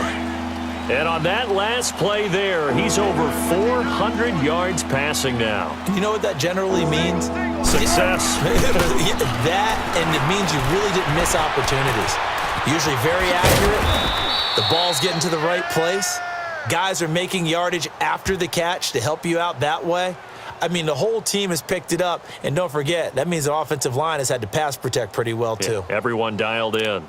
Now, that definitely hurts because the mindset is getting a 3 and out there, and they don't get it done. They give up the scramble and a pickup for a first down. We got 3. Throwing now, Wilson on first down. He's got the tight end, Vanette. And he'll get it into enemy territory just across midfield at the 49. A gain of 6 there on first. Brandon, perfect defense in this situation would have meant that there was an incompletion. They would have picked it off. Okay, so they gave up the completion. But I really enjoyed watching how the defense stayed in sync, stayed in great communication. And as he dragged across each zone, you see him pointing, communicating. There he is, and they passed him off to each defender. Ended up making a nice play, even though it was complete. It's a pickup of 6 and good enough to move the chains. Offensively, they liked their situation, so they tried to take a shot downfield, but no one was open. So it was tuck it and run time. Wilson hit. It's loose. It's out. Fumble. And the Giants have it. It's picked up. And they get the football. They'll set up shop at their own 49-yard line. With no running backs in the backfield to help pass protect, all the receivers in their patterns, these are going to be hot routes. If they sense a blitz or pressure on the quarterback, they've got to be prepared to break routes off early and get the football. In this case, never even had a chance. They popped the ball free in the backfield. And he'll get it down to the 47 here. That throw good for 4. It's second down. Well, they're unable to convert that into much, but it's never a bad idea to try to get the ball into a tight end of his caliber's hands and see what kind of disruption he can cause. Manning to throw on second down. And his throw here's incomplete. Cody Latimer, the intended receiver. And it's third down. The turnover put him in great field position. They don't want to squander it with third down coming up. No, not at all. And you know what else you do? You make your defense mad. Yeah. They got you the football, gave you a great opportunity. You got to cash in and get some points. And now the third down throw incomplete as well. Let's face it, if you want to get back into the game, these are the kind of throws you got to hit. He's wide open right there. got to be able to get it to him, don't you think? And those are the throws that haven't been available to them every time he's dropped a pass. Yeah, that's a big miss. And he deserves a bronze leg as he gets this one away.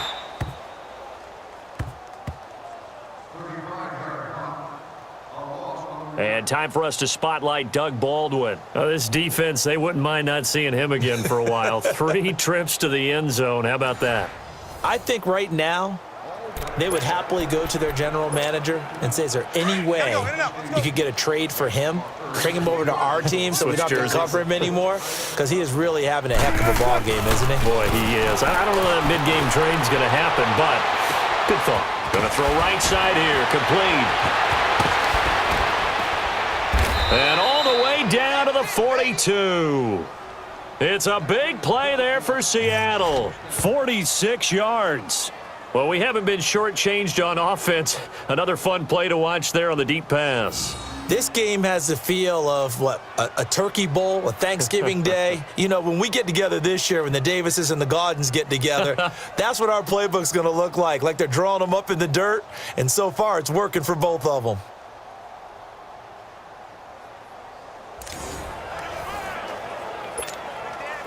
So the drive takes them into Giants territory now, 1st and 10 at the 42-yard line. On 1st and 10, it's Wilson. It's a short one here, complete to his tight end. And they'll be inside the 35, now 34-yard line. A good pickup there, 8 yards on the first down completion. Seeing that play and understanding just how tough it is to cover tight ends, especially the ones running around the NFL nowadays, makes me glad I didn't make it in that league. I would have had a really difficult time. But now you get to sit up here with me. Yeah, and that's fun, isn't it? And what a really nice game right there on first down for them. Brings up a nice second down for them. They try to throw on second down, but this one is incomplete. And he almost intercepted it.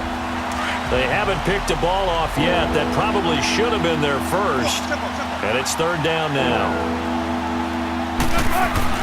3rd and 2, now Wilson. And the 3rd down pass falls incomplete. I wonder, Brandon, I just wonder, you think maybe he was worried about where he was on the field? Was he far enough? Was he close enough to the first down sticks? Absolutely. He was right there by him, and I think he was thinking first down before he caught that football. Yeah, got to catch it first, because if you don't catch it, there's no chance of picking up a first down. Well, this winds up an empty possession. Everything looked okay. He just never got the ball on target. And knowing him, he'll be disappointed with that effort. They'll start out on the ground, and Saquon Barkley. And he is met in his tracks behind the line of scrimmage. It's a loss of 2 there, bringing up 2nd down. Hey, a lot of points have been scored in this game, but what a nice play by the defense. Stepping up on that one, maybe they'll get things going in their direction after a play like that. They'll run it again with Barkley. Nowhere to go that time. He maybe got a yard up to the 40. We know that old expression, it's not my night.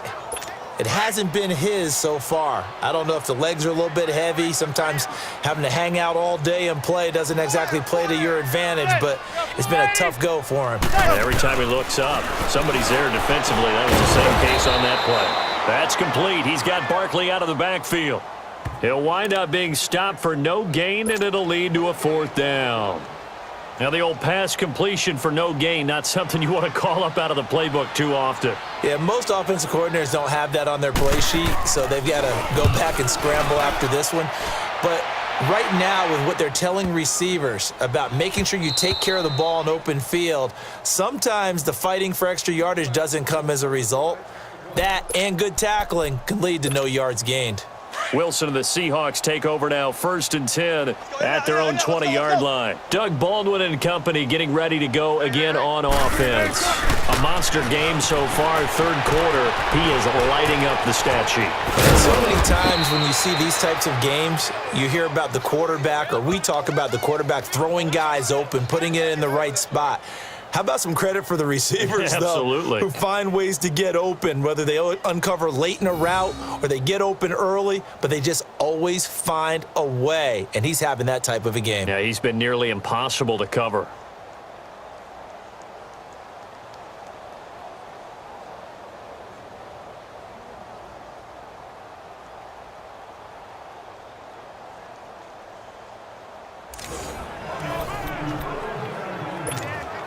Wilson now 6 for 6 since coming back out of the locker room. It's 1st and 10. Wilson now on 1st down.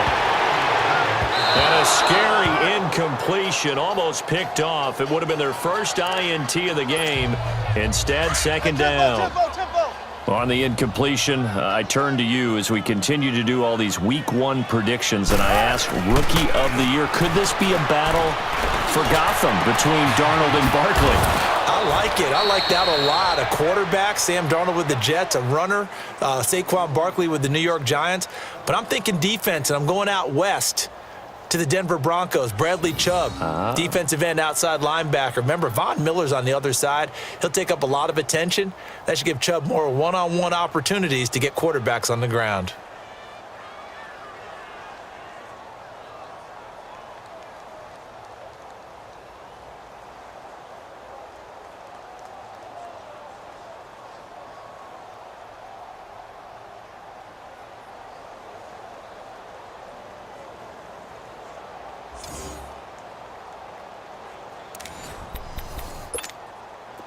So the drive takes them into Giants territory now. 1st and 10 at the 42-yard line.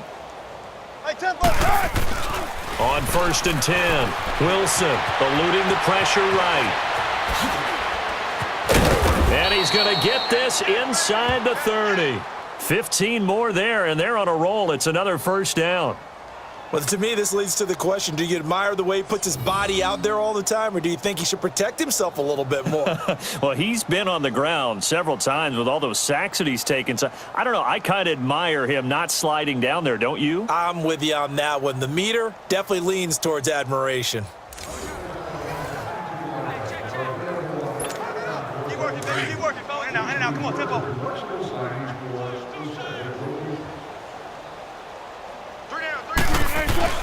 On 1st down, Wilson. Throw left side complete. That's Carson. And he'll be brought down inside the 20 at the 19. It's an 8-yard pickup, and it's a 2nd down. Everyone's got to be able to catch the football. Doesn't matter what position you play, but if you're on offense, be aware a ball may come your way. Facing a 2nd and 2 after that last catch, good for 8 yards. On 2nd down, here's Wilson. End zone caught. Touchdown, Seattle. Russell Wilson now with 4 touchdown passes on the afternoon. And the Seahawks are running away with this one. You have fun with this one, partner? I am. I mean, he's been fun to watch under center. We always talk about, getting to the next level, right? When we see people get into the zone, this guy's in the master class right now. What a performance he's putting on, just carving them up. 4 touchdown passes, carving him up is right. Seems like everything he throws is going to be a completion and going in the end zone. Janikowski now for the point after.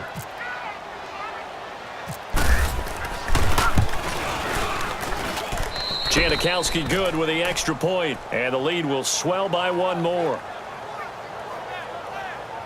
A drive that time of 6 plays, and it all culminates with a Seattle score.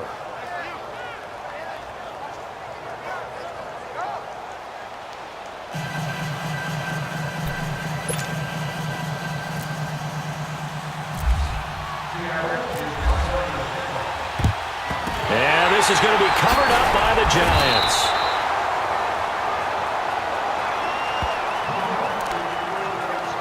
New York set to take the field. These guys had to punt their last possession, and that's become too familiar of a refrain. Too many of these drives just wound up going nowhere. But you know how in baseball, when the pitcher gets a base hit and he's on base, they bring his jacket out to him to keep him warm? A lot of times the punter goes to the sideline, puts on sweatpants or a wrap over his leg to keep it warm. He might need a massage from the trainer right now from all the work he's getting. Now the first play of the drive there is incomplete.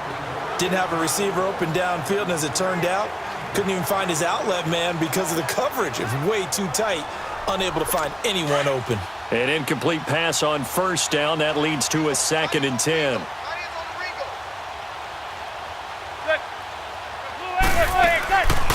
They'll run it now out of the gun. And he's going to be taken down here with a penalty flag on the field.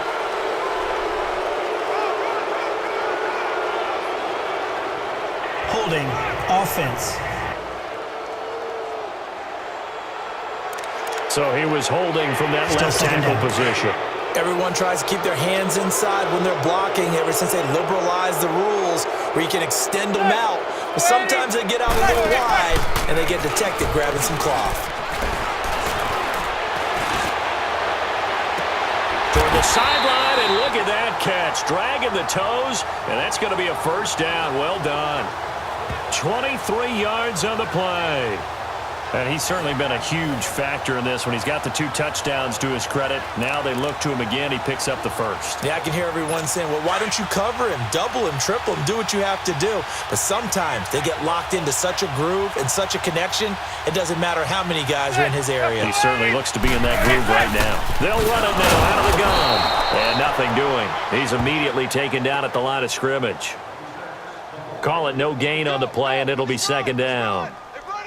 Well, he didn't make headway on that one, but he's had plenty of carries all night long. I just wonder if maybe he's a little bit tired from tilting the rock that much.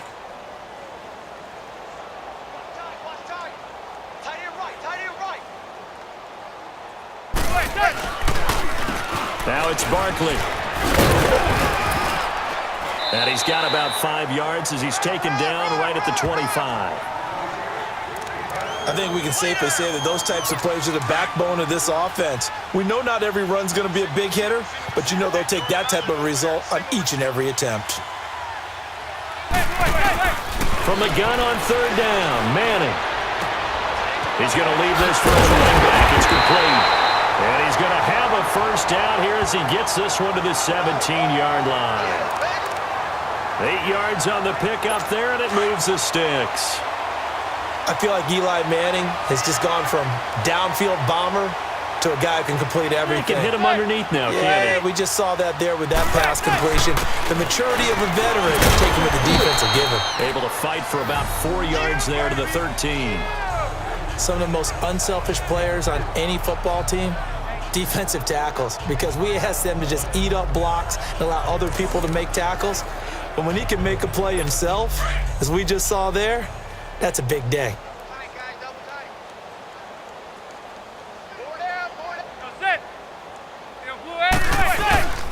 On second down, they run with Stewart. And he's going to get about 4 down inside the 10 to the 9. Back-to-back 4-yard runs. Now, look, if they just do that all the way downfield, ball ends up in the end zone, but that's a little difficult to do. Yeah, I think now 3rd and 2, that defense ready to stiffen up and stop that run.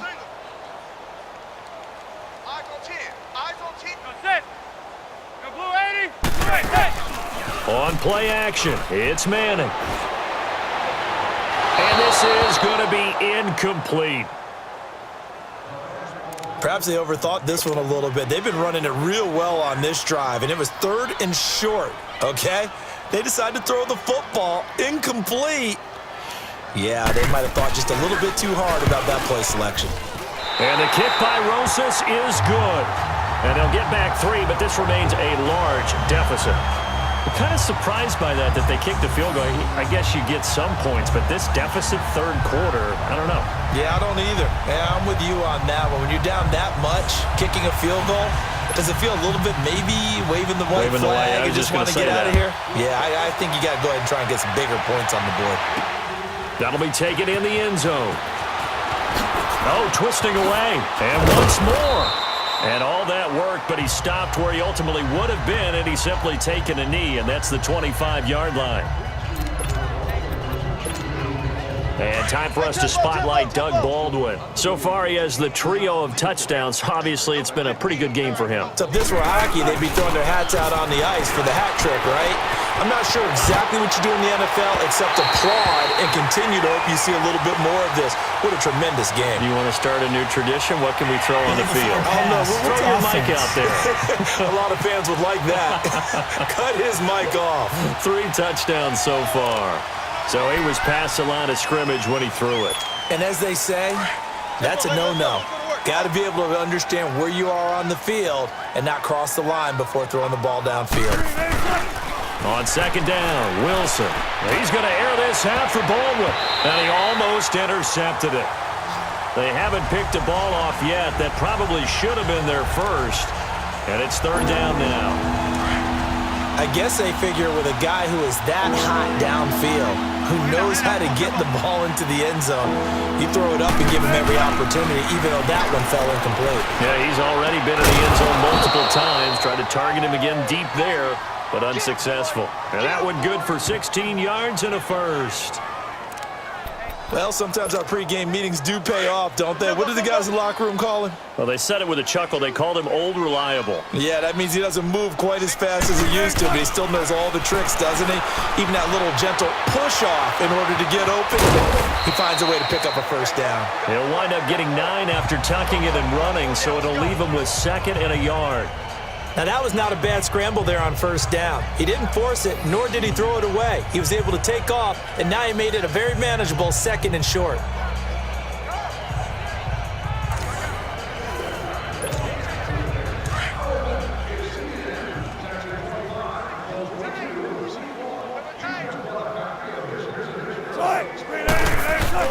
Now Wilson on 2nd down. It's caught right side, Dixon. And he'll be brought down just shy of midfield at the 49-yard line. Give him 3 yards and a fresh set of downs. One thing you're hoping for when you run drag routes, you're able to hit a receiver in stride, and he can pick up a lot of yardage after the catch. But in this situation, the defense was effective, able to stop him before he could get a good head of steam going. And now a throw on first down there, but it's incomplete. And it pops free. The collision there jarred the ball loose and brings up 2nd down. Well, with that incompletion, gives us a chance to get Charles Super Bowl picks. We've done this the last couple years going into Week 1. Who do you have this season? That wouldn't surprise anyone at all for Philadelphia and New England to do it again, this time in Atlanta. But I think it's going to be a couple of different teams out of both divisions, all right, both conferences, I should say. I think coming out of the NFC, I really like Atlanta. Wow. I think they're going to get back to the Super Bowl again. At the AFC, I think it's going to be Pittsburgh. And ultimately, I'm taking Atlanta to hoist the trophy. And you know where the Super Bowl is this year. It is in Atlanta. The first time ever we're going to have a home team win in their home stadium. You heard it here first.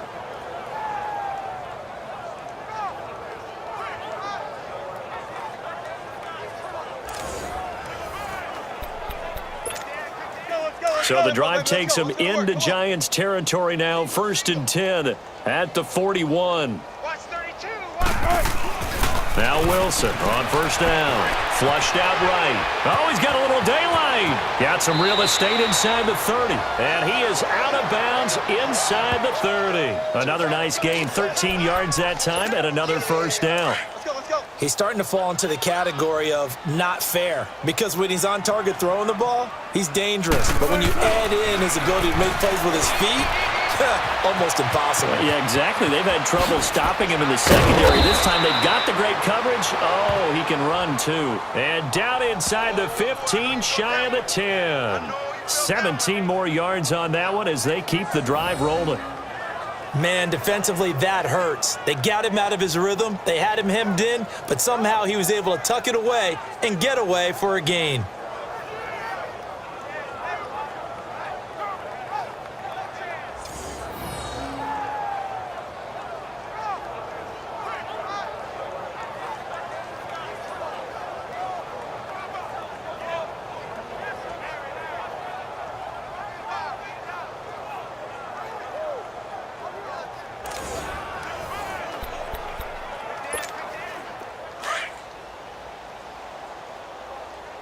Gotta go.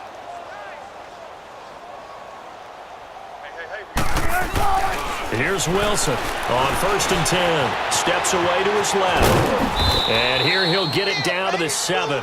He'll get 5 out of the scramble. It's 2nd down. Looked to me like they adopted what my kindergarten teacher always said. If at first you don't succeed, try again.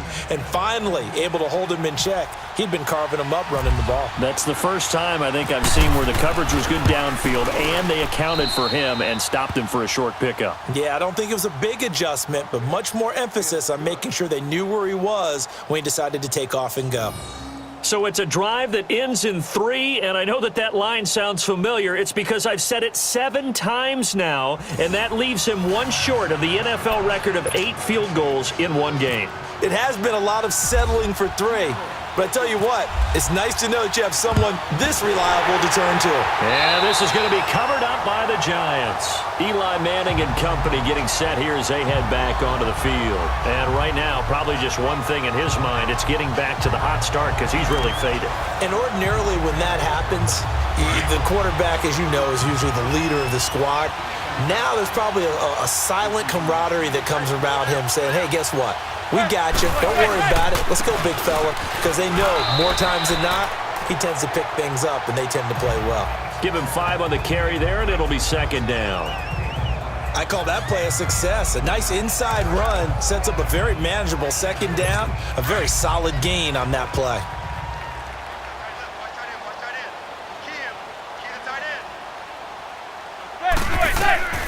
On second down, here's Manning. They'll set up the screen to Barkley. And he'll go down here at the 35-yard line. At 5 yards on the play there as the drive will continue. For a second there, I thought that might break big. Screen pass. Looked like it was coming together. Looked like there was an opening. Still, ended up with a solid gain.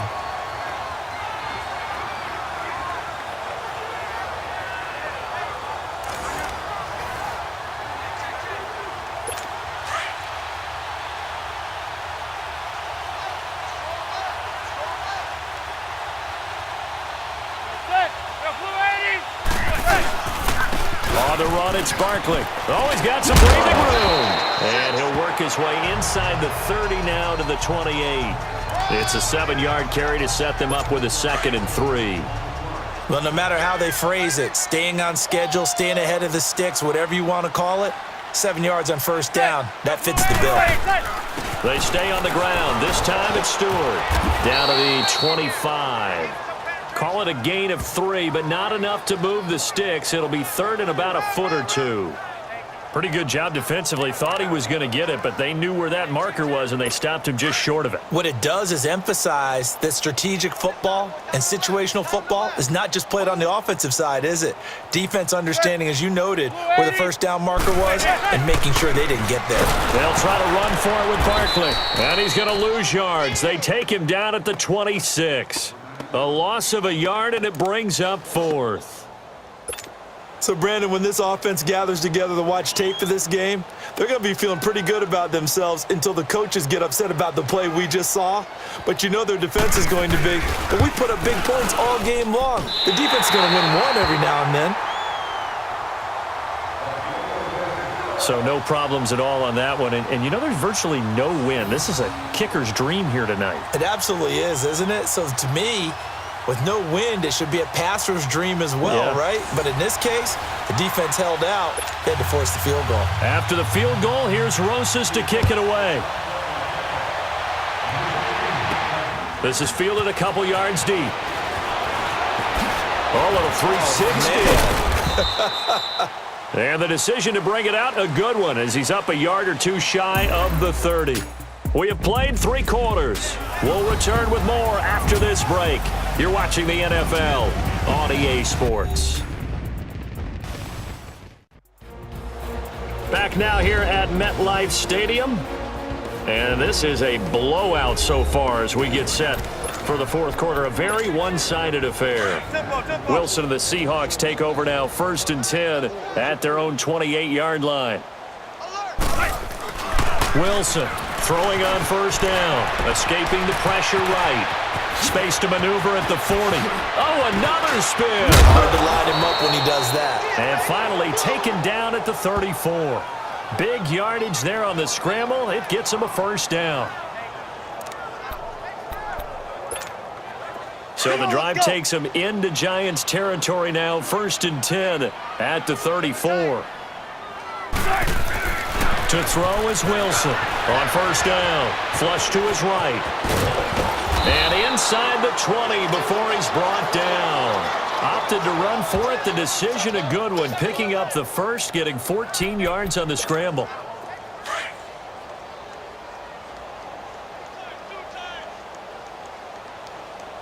Come on, let's go. All right. From the red zone now, here's Wilson on 1st down. And a scary incompletion, almost picked off. It would have been their first INT of the game. Instead, 2nd down. I know in every game we do, we talk about momentum. That was a momentum play lost. And now there could be a letdown because they didn't get the interception. Yeah, you can almost hear the collective gasp on the sideline as he could not come up with that football. It'll be a gain of 6, and that'll lead here to a 3rd down. They face a 3rd and 4 after that last completion gets them 6. And this play goes nowhere, losing yardage back to the 15. He lost 2, and it brings up 4th.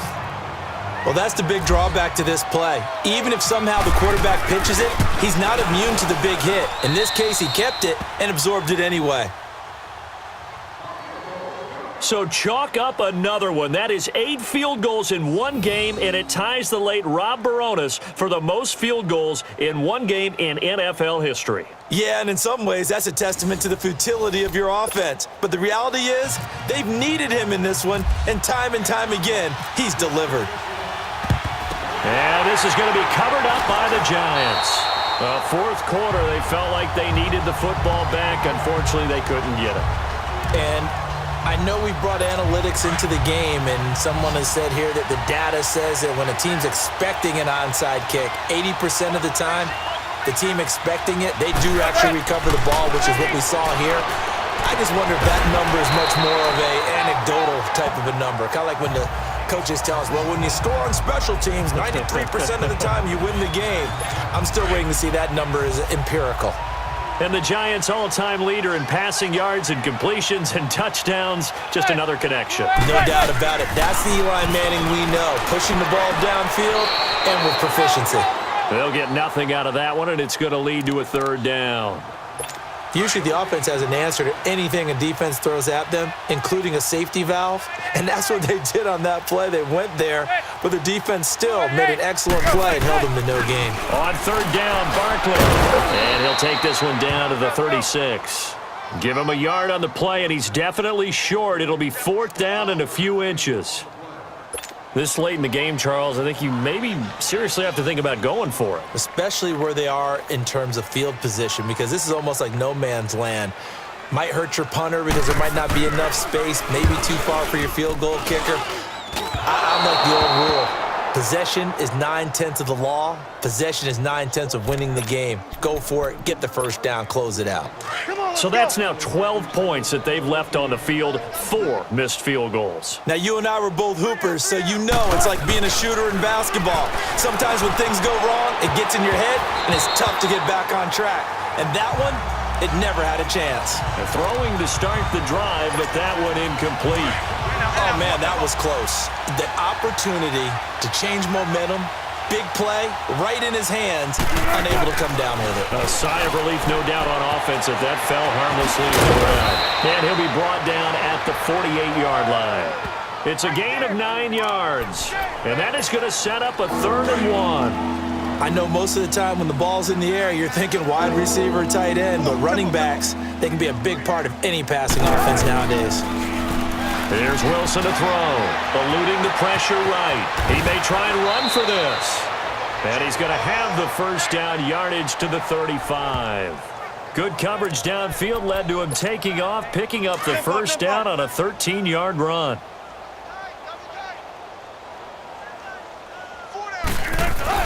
On 1st down, Wilson. He'll rifle this one deep right side. He couldn't quite hold it. Got hit. Ball pops out, incomplete. 4th quarter, you've got the big lead. If you're coaching, Charles, you still taking shots like that downfield? I'd be a little more concerned with running some clock and making sure you're taking care of the lead, because you keep flinging it around, you throw a couple of picks, you can put yourself in jeopardy. No gain on the play, and it'll bring up a 3rd down. And the Seahawks on 3rd down. They're at 50%, 4 for 8. This is 3rd and 10. To throw is Wilson. Completes it to Dixon. The completion good for only 6, and that'll bring up 4th. And no move to get the offense off the field. They're going on 4th and 5. They'll try and throw for it with Wilson. Buying time to his left. And time finally runs out. He can't get rid of the football, and he's taken down. Kareem Martin in to drop him behind the line, and that's a loss of a yard. So they were really trying to put the nail in the coffin there already with this lead here in the fourth, but they didn't get it. Guaranteed it's not going to be a fun handshake in the postgame, right? You just know that there's going to be some bad blood there. And I know if we go to the postgame press conferences, the winning coach, you know what he's going to say, why he did it? We need the points, okay? Because you never know at the end of the year if points are going to come into the tiebreaker if we're trying to get into the playoffs. That's always the standard justification. Manning will try again on second down. Over the middle, he's got his tight end Ingram. And he'll get it out near the 40 to the 39. And they'll get 9 there as that sets him up better for third down. Completion was given up, but that's why you play zone defense, so that you can have people around the ball when it's caught, and you don't give up much run after the catch. They'll run it now out of the gun. And he's going to have a first down as he's brought down at the 44-yard line. 5 yards is the pickup there as that extends this drive. And that's why you spend a first-round draft pick on a running back, not for just the fancy runs, but these dirty, gritty 3rd and 1s, 3rd and 2s. That's why you draft him. On 1st and 10, here's Manning. Open man right side is Ingram. And taking it across midfield and inside the 45. They pick up 12 on the play there, and they move the chains. I like how they work the tight end on a nice little under route there. And if you're going to give him that much space, he's not going to catch the football. He's going to run away from you a little bit, and that's exactly what he just did there, picking up extra yardage. Throwing is Manning. We'll get this out to Barkley, complete. And he will take it all in for a giant touchdown. Saquon Barkley, 44 yards. And the Giants are able to cut into this lead. Getting your back involved, what's the importance there in the passing game? Well, oftentimes you can create mismatches because who's going to cover him? And you get him into space, which is where he likes to operate with the ball in his hands. Oftentimes makes people miss, gets that run after the catch, and off he goes. And into the end zone.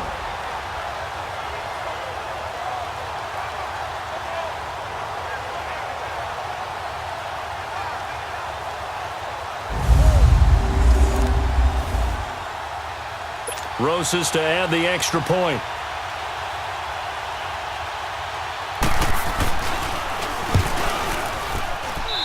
PAT up and good by Rosas. And the lead drops from 34 down to 27. 5 plays there on that drive. And it was finished off by a touchdown by the New York Giants. Rosas now to kick this one away. Lockett the return. He juked him. And a nice return sets him up pretty good here at the 30-yard line.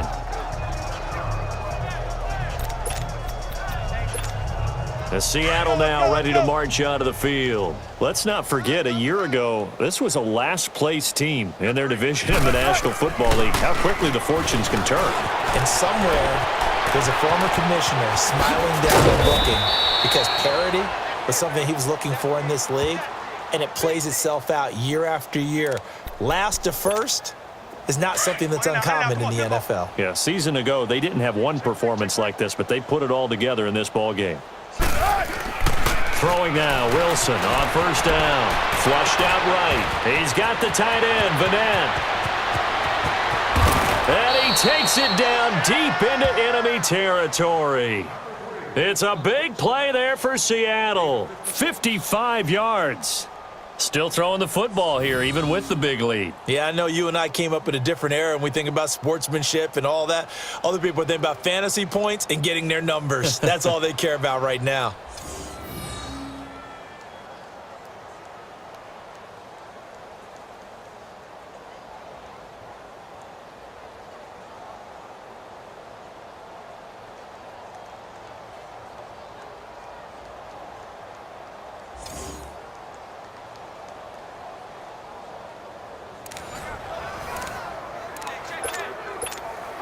After the big play, a chance to finish now on 1st and goal.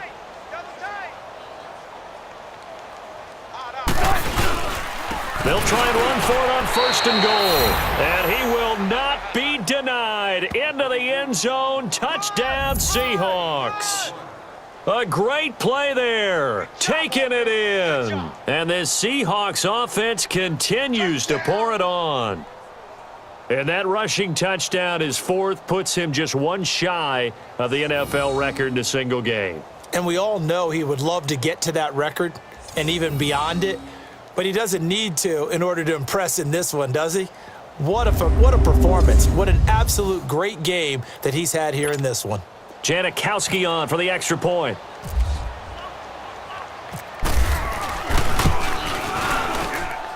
Janikowski adds the extra point, and that will extend this big lead. So they only needed 3 plays on that drive. And the Seahawks capping it off with a touchdown.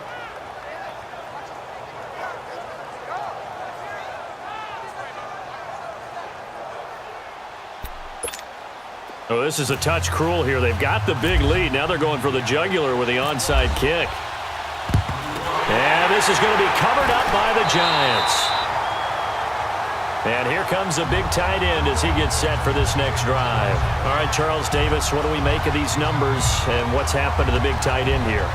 Well, I think a lot of times we talk so much about adjustments and what you're going to do at halftime that maybe we miss what actually goes on. Because the sense is that, oh, they go in at the half, they just change everything. That's not really true. A Super Bowl winning quarterback out of New York always used to say, you've worked all week on a game plan. There's a reason you have it. Just either play it better or make subtle tweaks to it. Otherwise, there's no sense even going into a ball game. A lot of times that's what they do. Just find a little subtle thing, one little change, and maybe it can make things a little bit better. I think it's okay there. They didn't get a whole lot on that play, but it's nice to have a safety valve that's built like this guy. Big target, guy you can spot pretty easily. Put it on him when your other targets aren't open. 2 yards on the carry there, and it's going to lead him to 3rd down. He may be a bit undersized compared to the modern-day NFL defensive tackle, but what he lacks in size, he definitely makes up for in his ability to make tackles in the run game as well. Throwing is Manning on 3rd down, and that is incomplete. I think he's a little trigger-happy right there, and it turned into an ill-advised throw into their zone. Well, we know he has confidence. He'll throw it any place, anytime, anywhere. That time it fell incomplete.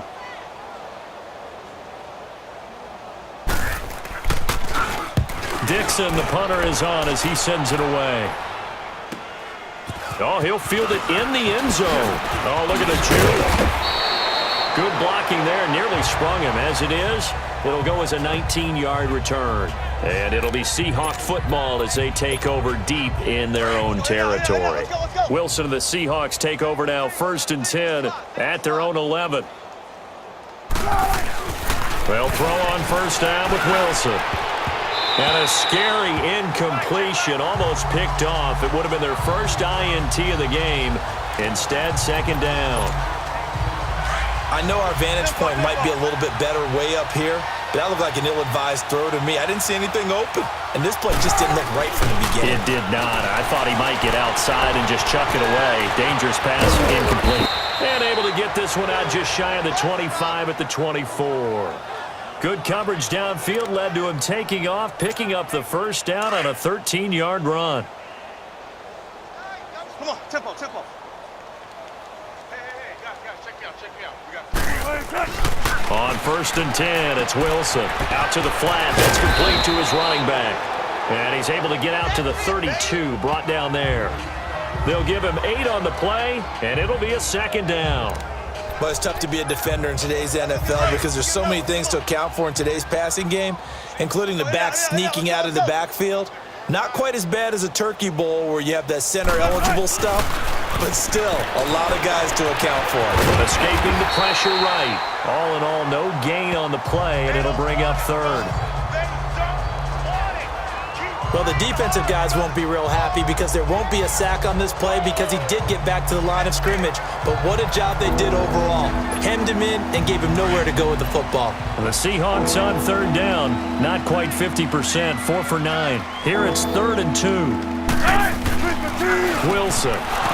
It's a short one here, complete to the tight end. And brought down, but but not before reaching the 45-yard line. 7 catches for him now, and this last one, a first down. He's been the go-to guy. They needed a big play there on third down. Went his way. It worked out. Doesn't matter whether they've scouted it or that they think he's going to get the ball. He has a knack for finding his way open and completing the connection. Looking for more there on first down, but this throw downfield, incomplete. It's always a battle. Who's going to win on first down, the offense or the defense? Let's face it, if you've got the ball, 4 yards or more on first down is what you're aiming for. They tried to throw for it there. Nice effort to knock Dalvin away and bring up second down. Throwing is Wilson. He lets it fly for Lockett. And he bats it away, and it falls down incomplete. Tyler Lockett was the target there. And it's third down. Well, the secondary's really struggled today, but that's a little bit of a measure of revenge, isn't it? And they just followed the basic rules. See ball, knock ball away, and turned into another. And he's going to have to eat this one as down he goes. Olivier Vernon in there to get him for his second sack of the night. Pressure can come from all over when you're plotting a defensive strategy. On that particular play, it just came from the outside. The Seahawks will go for it. It's Wilson. It's complete. Swings it out to his running back. But he will be stopped behind the line as he will not come close to the marker. Pete Carroll rolled the dice, but it didn't work out. And the Giants are going to take over in great field position. Manning now on first down. Wide open receiver complete. And he will take it on in for a Giant touchdown. Odell Beckham, 42 yards. And the Giants are able to draw a bit closer. Well, yes, that's his third touchdown catch, which is very impressive, but on the scoreboard, they're still struggling. So it's safe to say that without him, my goodness, yikes, they are in major league trouble. He's doing his best to try and keep them in the game.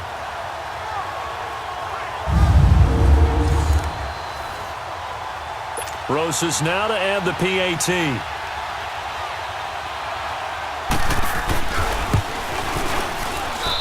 Rosas good with the extra point. And the lead drops from 34 down to 27.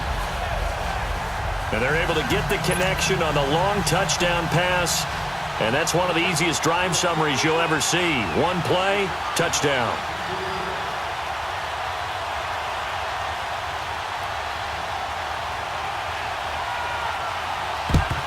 And the Seahawks, looks like they've recovered. They have.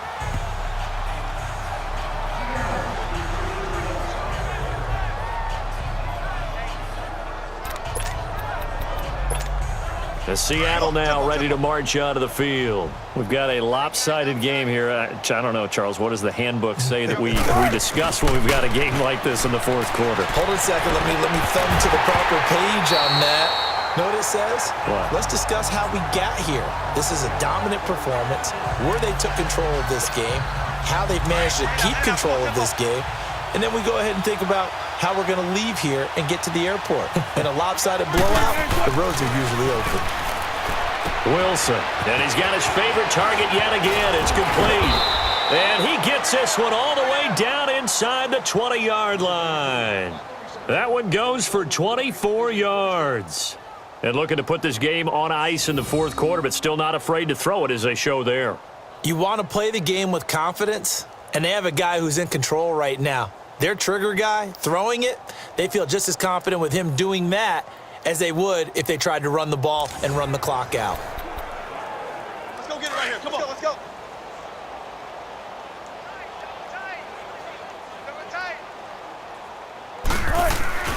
Throwing on first down.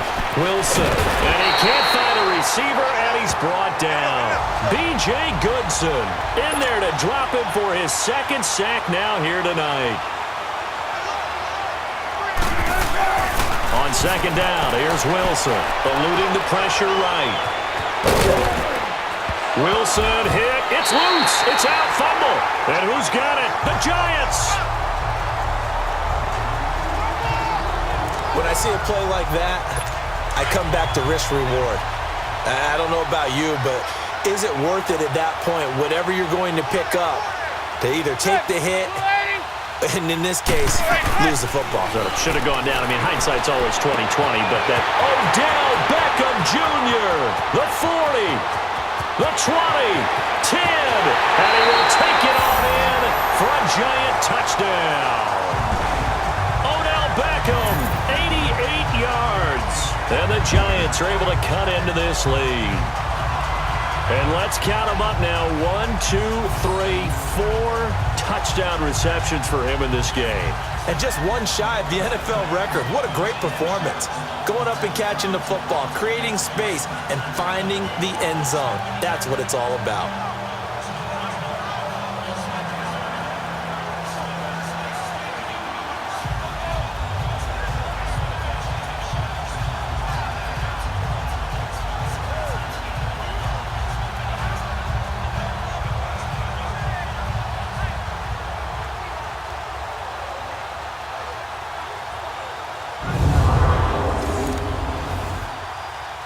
Rosas to add the extra point.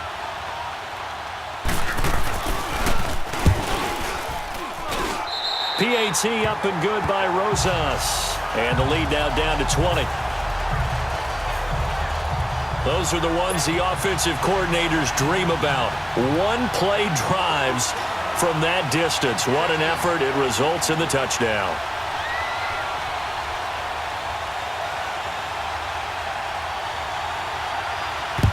And the Seahawks, looks like they've recovered. They have.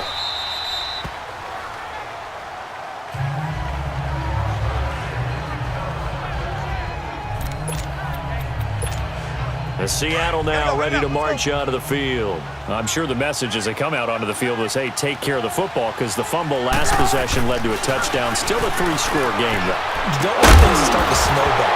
You know, one error leads to another, which leads to another. And then all of a sudden you're fighting for your life down the stretch instead of finishing the game in style, which is what they're trying to do on this drive. Yeah, it would be a pretty amazing comeback, but we've seen crazier things happen in the National Football League. We certainly have. Again on 2nd and 10, it's Wilson. Flushed out right, and he almost intercepted it. They haven't picked a ball off yet. That probably should have been their first. And it's 3rd down now. Appeared to me he was just trying to find an open receiver and got forced out to his right. Had to come off of a guy downfield, trying to hit his back. Unable to connect. Should have been an easier throw moving to his right there. Yeah, much easier, obviously, for a right-handed quarterback. If he was going to his left, a little bit tougher. Exactly. They call his number again. It's his 6th catch and a 1st down. When you have someone throwing it that well, that confidently, you don't have to call the game in fear at all, do you? You just go ahead and play. Yep, confidence with a lead to throw it here in the 4th, and boom, he's on the money. Yeah, you don't have to tuck your head in and take it like turtle at this point. You just go ahead and play. Escaping the pressure right. He's going to go up top for the end zone. So they took a shot on 1st down, but couldn't connect. Not too many missteps in the red zone thus far. He was going for his 5th touchdown pass. His man couldn't shake free there, but boy, you know he's going to take another shot before this one's over. Yeah, exactly, because you know 3 is good, 4 is excellent. You get 5, that's a whale of a game. And he'll get him inside the 15 down to the 14-yard line. And give him 10 that time as he was able to get away from the pressure and get a nice gain.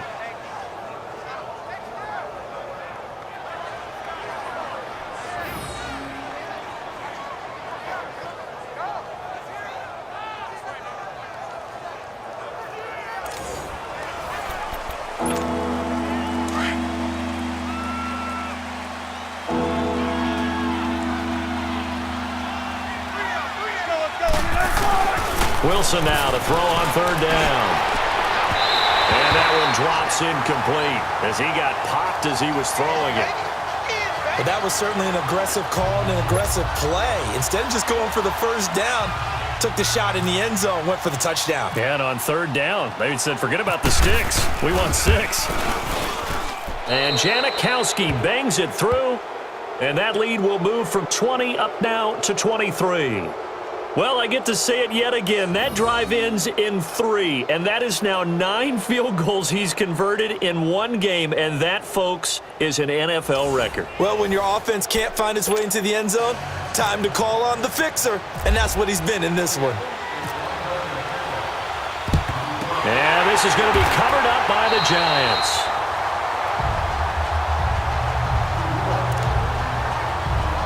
And New York set to take the field. And last time the formula was pretty simple. One play drive, long pass. That maybe they just want to do that again, right? And that's exactly how you want to draw things up. Whether it's on your grease board, right, in your playbook, one play drive is exactly what you want on offense. What they have to be careful of is not having a letdown. It was fairly easy last time. They can't expect that going forward. And we'll see if it's that easy here.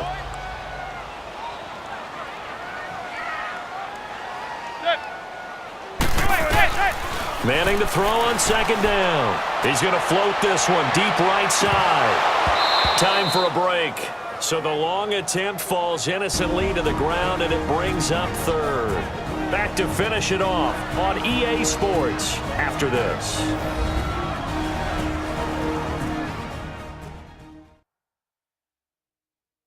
So it's Giants football here as we welcome you back. They face a third down now as they try to find a late score.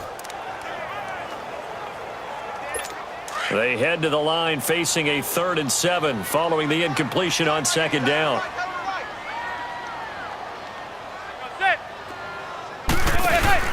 On play action, now Manning. Then Latimer's got it. And he will take it all in for a Giant touchdown. Cody Latimer, his second touchdown of the night. And the Giants are able to draw a bit closer. He has his 2 scores, but still a sizable deficit in this game. Do you have him in fantasy football this week? Unfortunately, no. It's too bad, right? That would have been big points, but he is really trying to rally his team as best he can. Things are not going as well the rest of the way for them. That's why they're down. With this deficit, he might need to score a couple of more times to give them a chance. So now Eli and the Giants will line up and go for 2.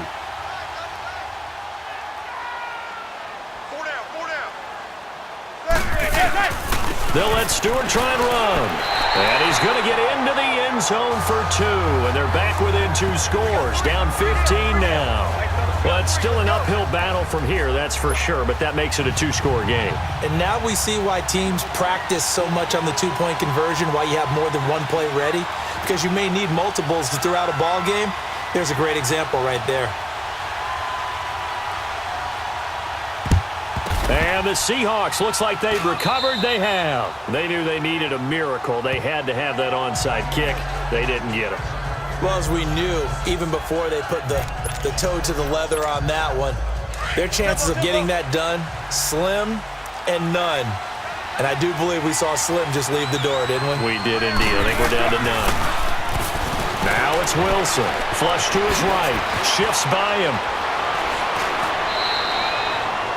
The Giants going to go ahead and use the first of their timeouts. And they'll be disappointed to have to burn one there after giving up the first down.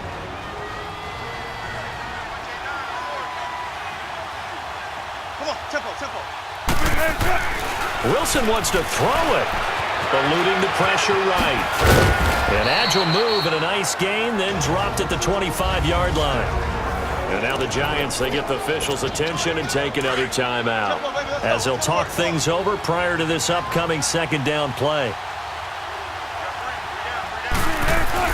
Now Wilson on second down, being chased out left. And he'll be brought down at the 21, just shy of the 20 in the red zone.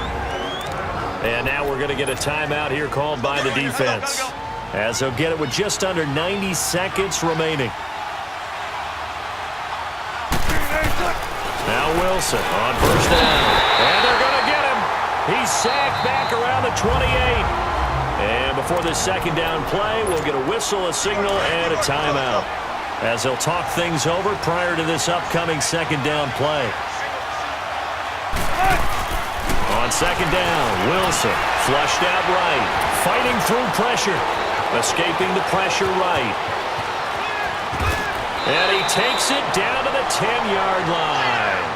I guess no need to force it when you can do that instead. First down, 18-yard gain.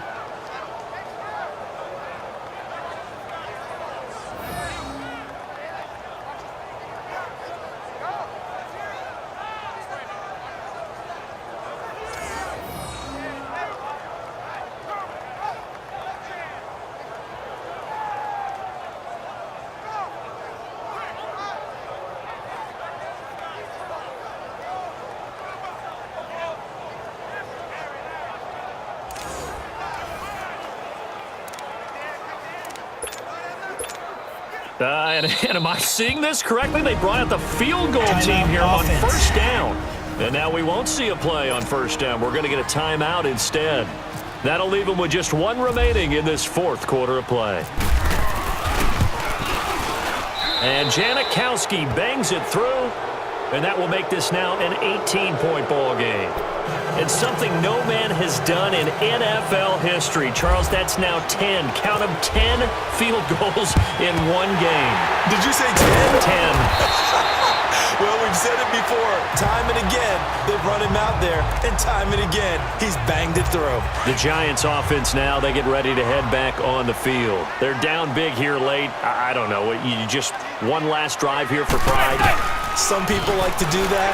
I remember playing for a guy once we were down huge, and someone said, "Coach, what do you want to call?" He just waved a hand like, "Who cares? Let's get out of here and do something some other time." But some teams like to do something at the end to feel a little bit better as they continue to move forward. Yeah, probably just want to put this one behind them.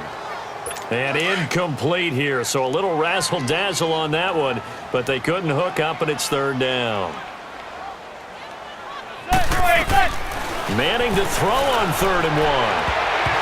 And this is going to be incomplete. Knocking it away there defensively, Justin Coleman.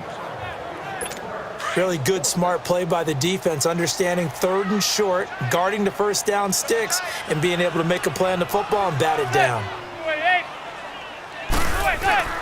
Now Manning, gotta have this one. And Ingram holds it in. And he's going to get the first down as he covers up after a pretty good shot there. No reason not to try it there, and they do indeed convert on 4th. And this one incomplete. So the clock stopped now with 20 seconds remaining.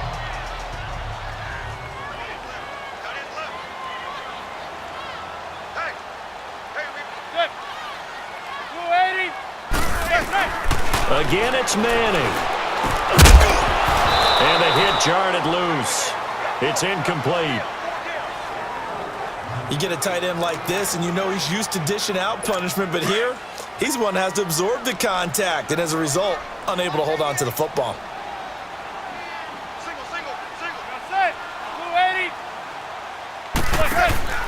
On play action, it's Manning. And it's going to be incomplete. 12 seconds left. Let's face it, you can run the route tree as many times as you want, get in sync, practice it, do all those things. But once you get to game speed, it doesn't always time up quite that well. That one goes incomplete. Manning going to throw. That'll be incomplete with 9 seconds now showing on the clock. They had to go for it with such little time remaining, and it would appear that the Seahawks are going to win this football game. So they tried to go for it for pride, but it really wouldn't have mattered. This one, it was already determined. No doubt about it. This one was over a while ago. And it pops free. The collision there jarred the ball loose and brings up 2nd down. They went with a dime look on defense. 2 extra defensive backs on the field and covered up essentially every blade of grass. That allowed them to disrupt the play. So after the incompletion on 1st, now 2nd and 10. Oh, Wilson going to throw. Flush to his right. And he can't get rid of it. He's taken down.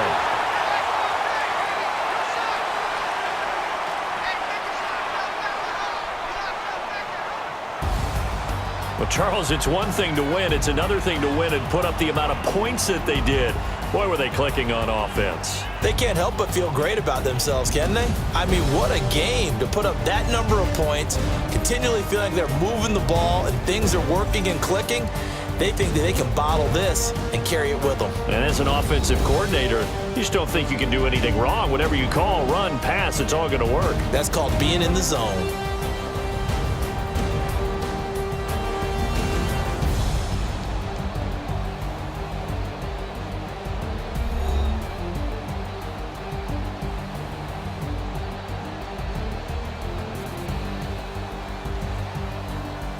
So that'll do it for us. For my partner, Charles Davis, and all the hard-working men and women on our crew, I'm Brandon Gaudin. You've been watching the NFL right here on EA Sports.